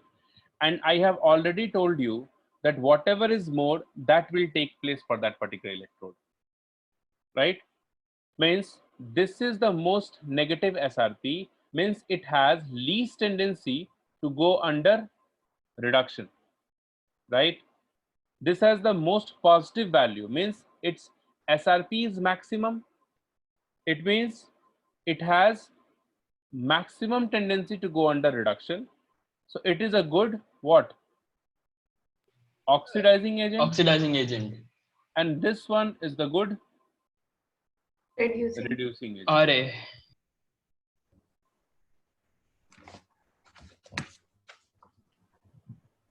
So if you go from top to bottom, then tendency to go under reduction will be more.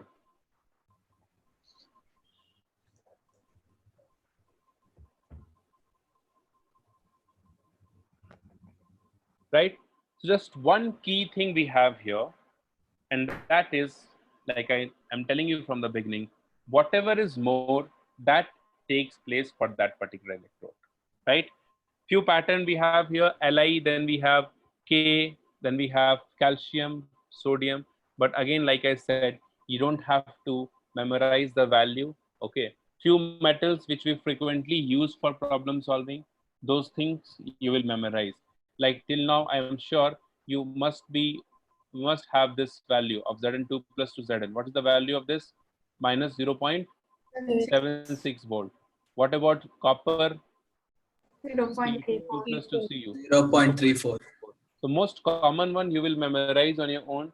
But again, I'm telling you, E naught value you don't have to memorize. Just one key thing that I've told you: more value of reduction potential, reduction is easier for that metal. Okay, this thing hydrogen in the middle, zero reduction potential. If you go above hydrogen, the reduction potential reduces, decreases, and on the top we have most negative SRP, means least value of SRP we have here. On the bottom, most positive SRP, means maximum value of SRP, reduction potential, right? That's why you see zinc is minus 0.76 volt. One question I'll see. You see this one, ZnSO4 we have, right? And we have suppose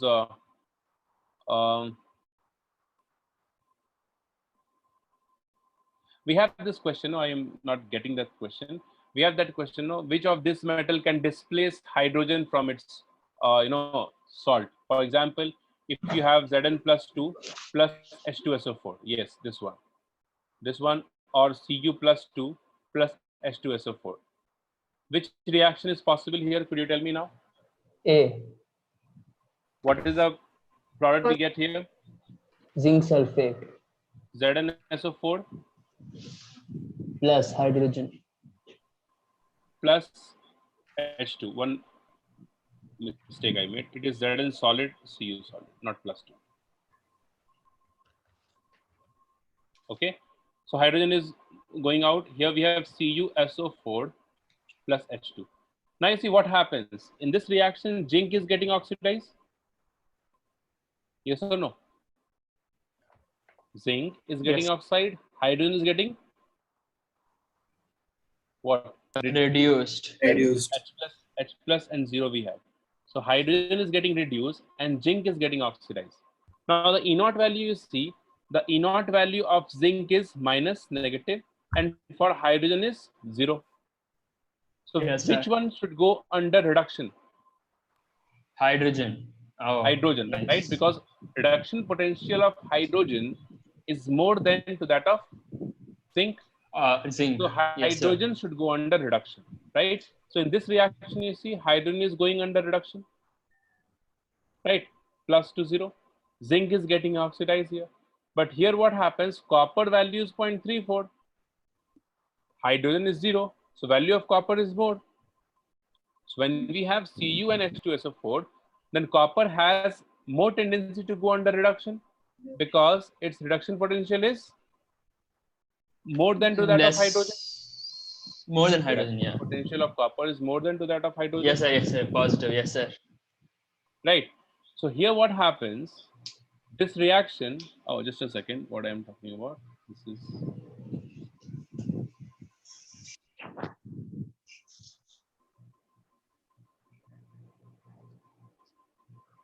Right. So here what happens? This reaction is what? Copper cannot displace hydrogen from this salt. This reaction is not possible. Okay.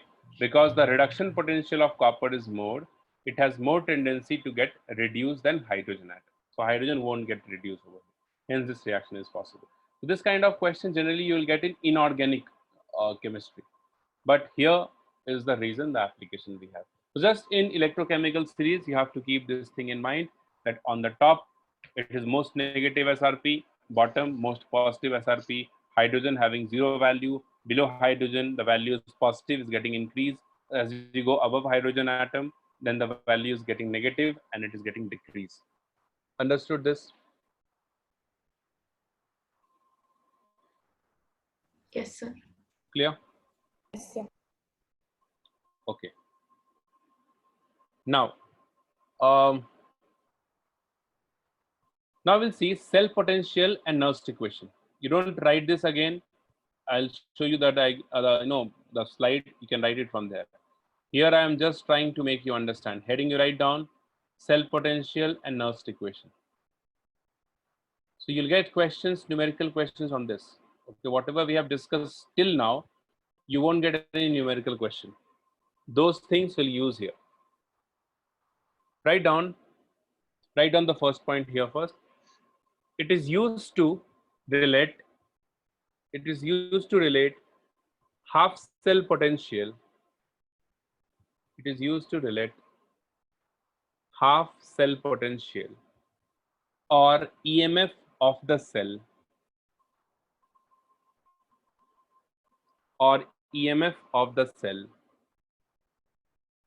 with concentration EMF of the cell with the concentration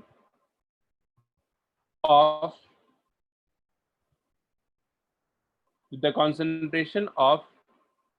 the species which is involved in the reaction.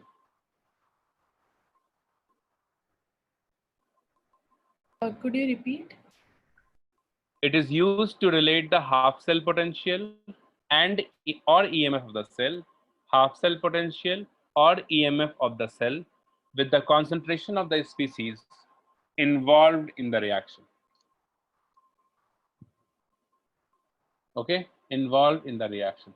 Nernst equation is applicable for both half cell as well as complete cell. Both you can apply. Half cell as well as complete cell.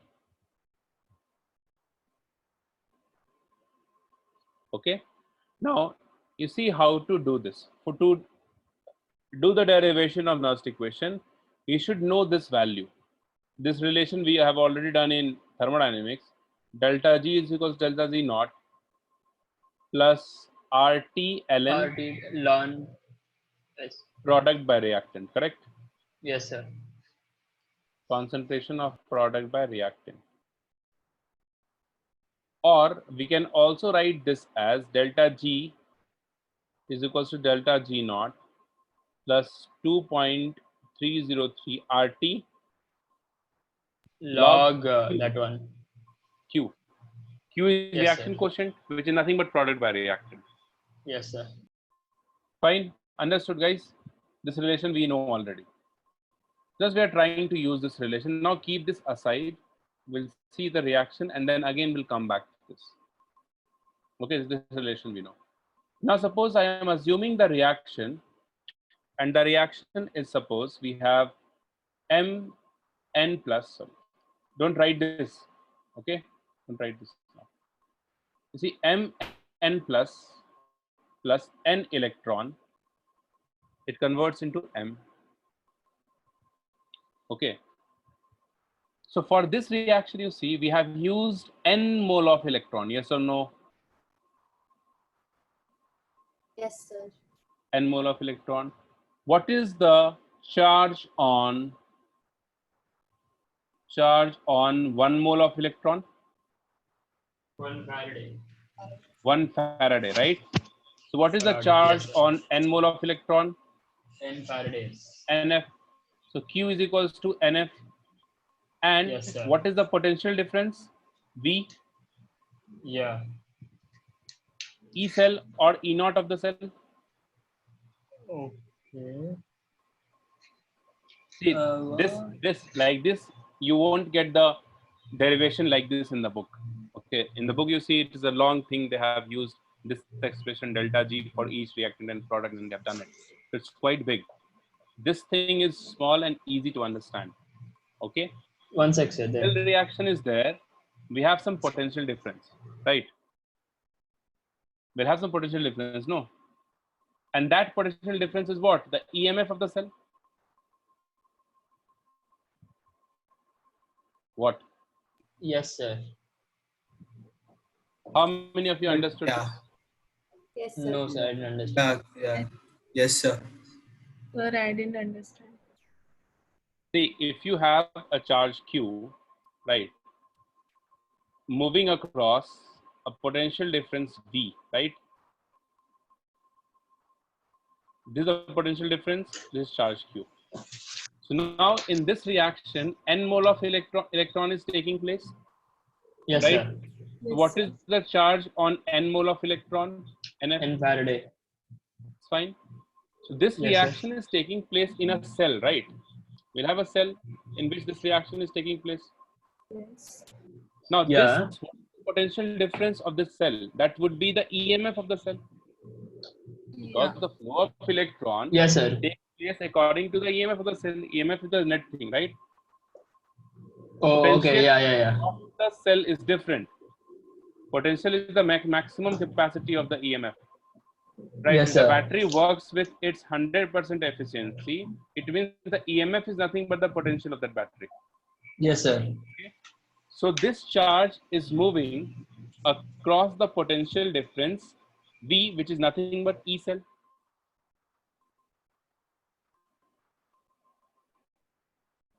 Okay? Yeah. Yes, sir. Yeah. Fine. So the charge here is Q, potential difference is V, right? So delta G is what? The definition of delta G, you see, it is the useful work. Correct? Oh, just a second. It's okay, sir. Let it be, sir. Oh, no, it's very contrast. Delta G is the useful work, right? Yes, sir. So what is the useful work? Changing And the what is the work potential. done here? It is the charge into the potential. Oh, yeah, QV is always. the work done, no? Yes, Charge sir. Q passing across the potential difference V. So QV is the work done, we'll write, Yes, sir. right?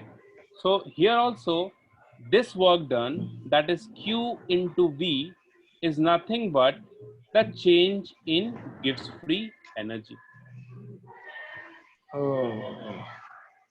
Okay. Got it? Yes, Now sir. you remember the first experiment that we have done. What I have discussed over there? That the Zinc heat and of copper. the temperature, like the temperature of the electrolyte, that increased, right? Yes, Because sir. of the heat evolved. Why the heat evolved? Because of decrease in delta G. Hmm. Now the decrease in delta G is nothing but this Q into V, Yeah, sir. right? So this Q into V is equals to what we can write, N into F is Q, V is what, E cell. That would be the decrease in delta G. So delta G, the decrease we have. So to make this positive, we'll write down here one negative side. So, but why should we make it positive? Because delta G is the decrease in energy, right? Yeah. Means this energy has been decreased. Yes, sir. Equal amount of work is done. Yeah. This delta G that you get will be negative only, because suppose Gi and Oh, Gf. spontaneous. That's why. Yes, so delta Gi is initial, Gf is final, and Gi is more than Gf. So Gf minus Yes, Gi sir. is what? Less than Negative. 0. To make this positive, we are taking this as negative sign. Okay, sir. Now you tell me, understood this? Yes, sir. If you have done this, then it has nothing to do. Like, we are done with Nernst equation. What So we can have you give us done, one just question? wait. Sir, This can is you the just reaction. This is can the you just reaction. Yeah, Harin. sir, can you just repeat the last part again? That Yes, I'm doing it again. Wait. yeah, okay, N sir. mole of electron, charge on N mole of electron is NF, right? NF. This charge is passing across a potential V, which is the EMF of the cell. So V is E cell. Q into V is the work done. Work done is nothing but useful work or non-expansion work that we have, which is nothing but delta G. So delta G is equals to Q into V, which is the work done. Because this work is done, the electron when moves from one point to the other point, there are some work which has to be done, right? And that work is nothing but the decrease in Gibbs free energy of the cell, right? So this delta G is equals to Q into V. Delta G, if you balance this charge here, or the decrease in delta G is equals to this. So to make this positive, we are using this negative charge, negative sign here. So minus of Q is NF, V is E cell. So delta G is equals to minus NF E cell. Okay. Yes, sir. Correct. See, simply, did you understand till here? I think the minus sign you are not getting it. No, sir. Got it, sir. Till here it's fine. Since we have Right. decrease in Gibbs free energy, to make this positive, we are using this negative sign here. Yes, sir. Got it. To conclude this, what we can say that delta G, the formula of delta G is equals to minus NF E cell. This is the formula we get. Now at a standard condition, we can write delta G naught is equals to minus NF E naught cell. Now when you substitute this into this equation,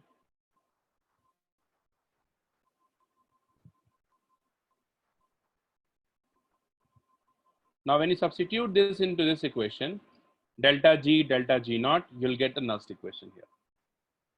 Okay, so the Nernst equation is, we can write delta G is equal to minus NF E cell is equals to minus NF E naught cell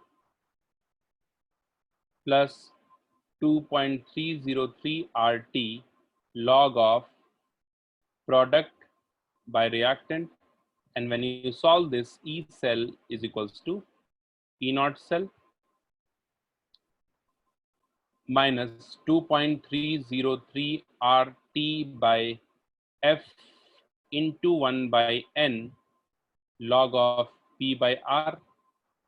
When you substitute all the value here, T is equals to 298 Kelvin, you substitute R is equals to, what value will substitute? 8.314 joule per mole Kelvin, right? N value, let it be, F is equals to what we can substitute, 96500 Coulomb. Now when you substitute all these value here, the Nernst equation you get is E cell is equals to E naught cell minus 0.0591 by N. N is what? The number of electrons get exchanged. So number of This electrons is or number of moles of electrons? Sir? number of moles of electrons, 1, 2, 3, whatever we are getting there. Okay, sir. So this is the Gnostic question we have. Now I'll show you what you have to copy, where you have to copy. But did you understand So, this? Just one a second, second. sir. One second. Don't copy this. Just a second. I'll show you. Only the Yes, thing sir. you have to understand is this. After that, you have to substitute this into the previous equation. Correct?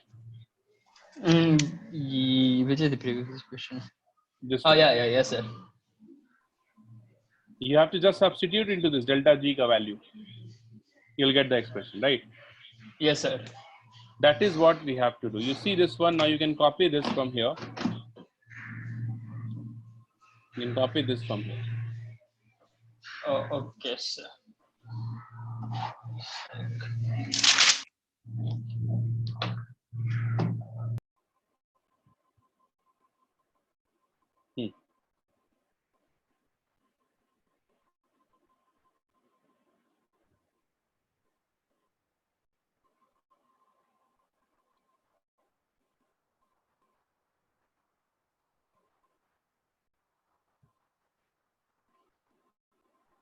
So all of you understood this? Yes, sir. Yes, sir. Correct. Ashwin, did you get it? Ashwin, Roni, Suyog, did you understand, all of you?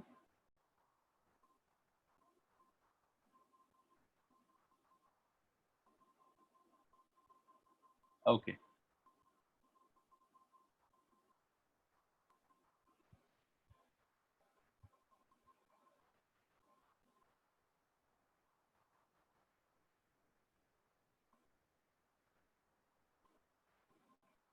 One sec, sir, please.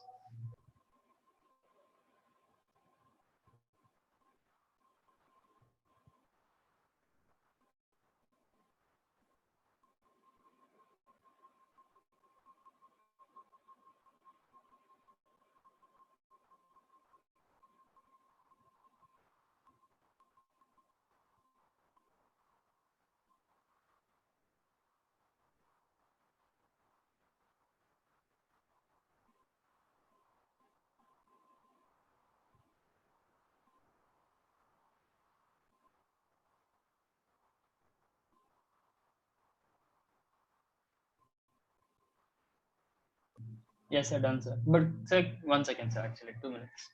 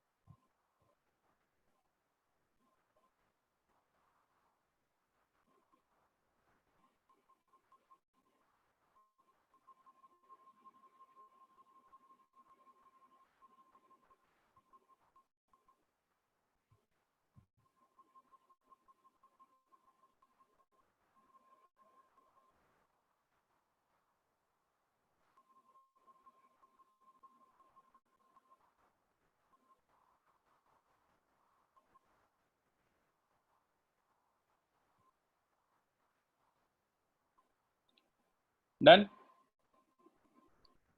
Yes, sir. Yes, sir. Okay. Now this you copy.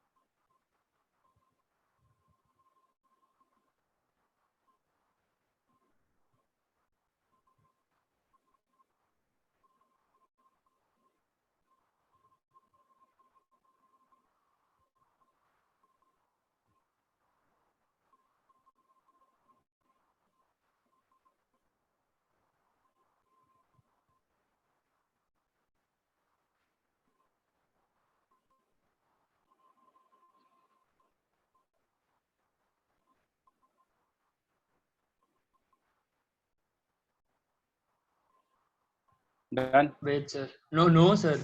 Just started. I was writing theory for previous one.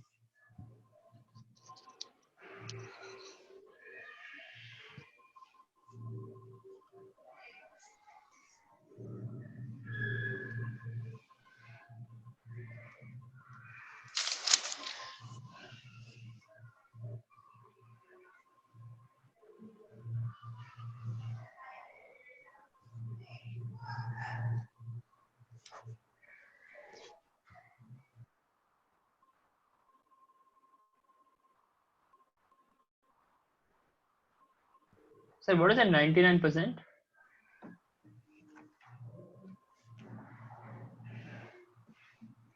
Forgot. I was talking something. I don't remember. Okay, sir.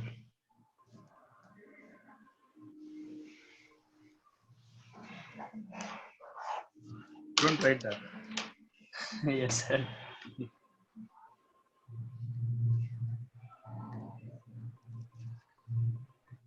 Point 0591 by n log q.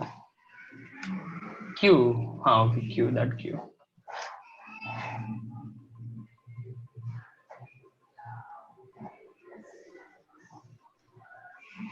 Sir, was that T not equal to? What? On the right hand side, what's that next to Q? T not Next. equal to? Equilibrium. In E cell is equals to 0, Q is equals to Kc. Okay, sir. At equilibrium, delta G is equals to 0. E cell will be also 0. Means E cell at equilibrium will be 0.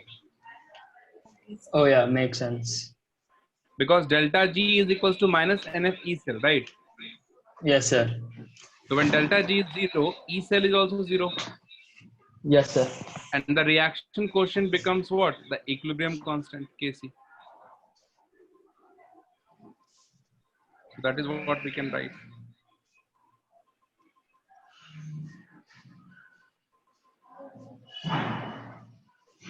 Just turn is the last 2-3 steps.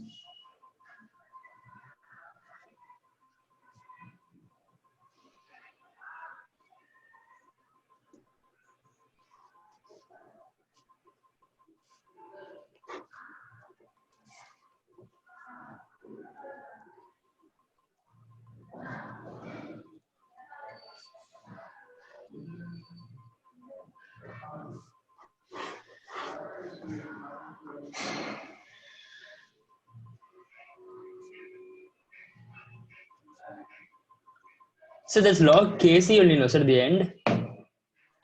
Log Kc C. you can write, or you can write concentration also. That's a concentration term only you get. Kc Oh, you write, yes, sir. not an issue. Kc you write. Okay, sir, written. Okay. So this equation is called Nernst equation. This Nernst equation is applied for complete cell or half cell reaction. All the thing, right? Now, one more thing you see here. This, oh, acha, now I understand why this 99% I have written. Okay. Actually, you see, this value that you get here, 0.0591. Okay. You have to substitute this R and T here. What is the value of T we are taking here? 298 Kelvin. Sometimes, rarely like for 1%, they will change the temperature here. Right? They'll give you some different value of T.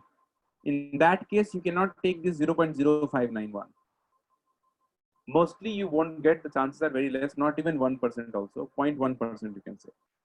But if they have given a different temperature here, then this temperature you have to substitute here.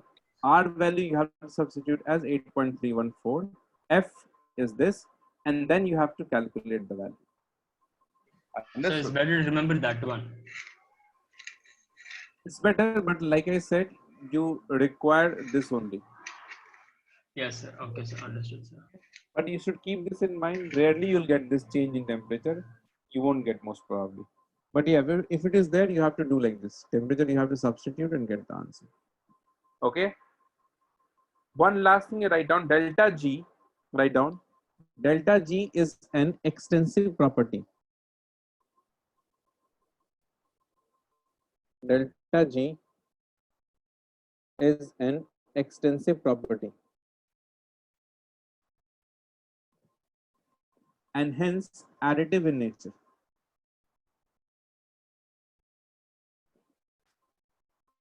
Is an extensive property and hence additive in nature. Now you see, for the feasibility of cell reaction, the last thing, for the feasibility of cell reaction, what is the condition we have?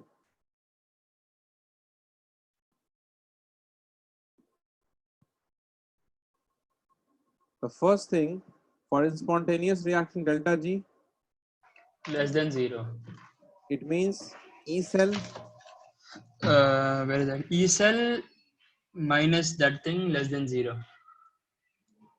Huh? because we have this relation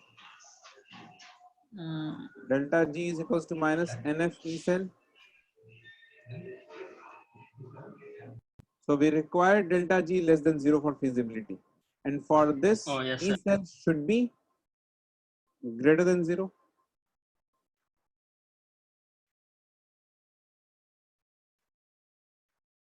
Yes or no? Yes, sir. Second thing, if E cell is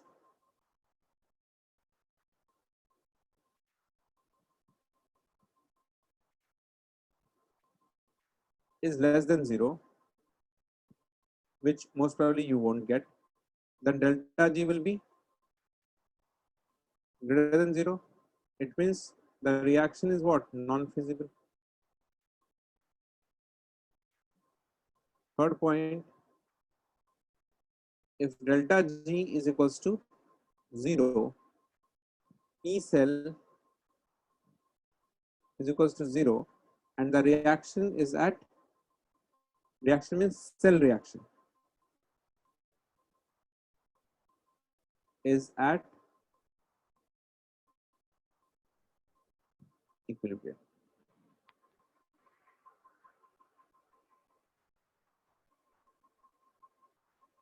Understood? Yes. Right.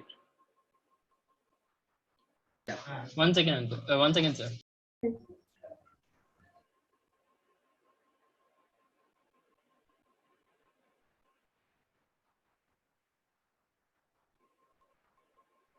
So I don't need meetings, sir. Writing fully. Big and all I'm writing. What you were doing when I was writing. I was writing the previous one, sir, like full extensive additive and all that. Then I was giving examples and stuff. And you write fast, sir.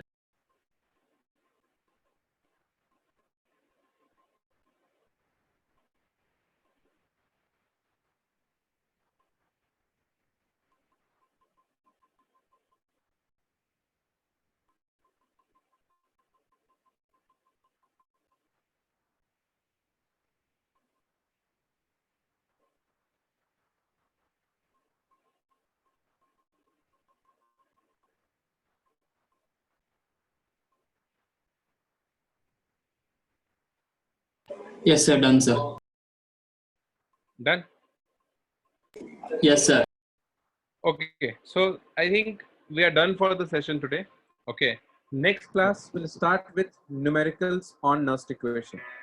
Even if you can, if you want, you can solve some questions onto this Nernst equation. Okay. For practice, you can do that. Okay. Okay, So, sir. Yes, sir. Okay, sir. yeah, so I'll share the assignment. It's there on Learnist also. You can use that portal for assignments. Okay, but I'll give you some more questions for practice. Okay, I'll share that with you. Right, but any book, if you have module, center module, question based on Nernst equation, you can solve basically. Okay, sir. Okay, sir. Okay. Thank you, guys. Thank you, sir. Thank you, sir. Thank you, sir. Thank you, sir. Thank you, Thank sir. you. Bye-bye. Thank you, sir. Bye, sir. Bye, sir. Thank you.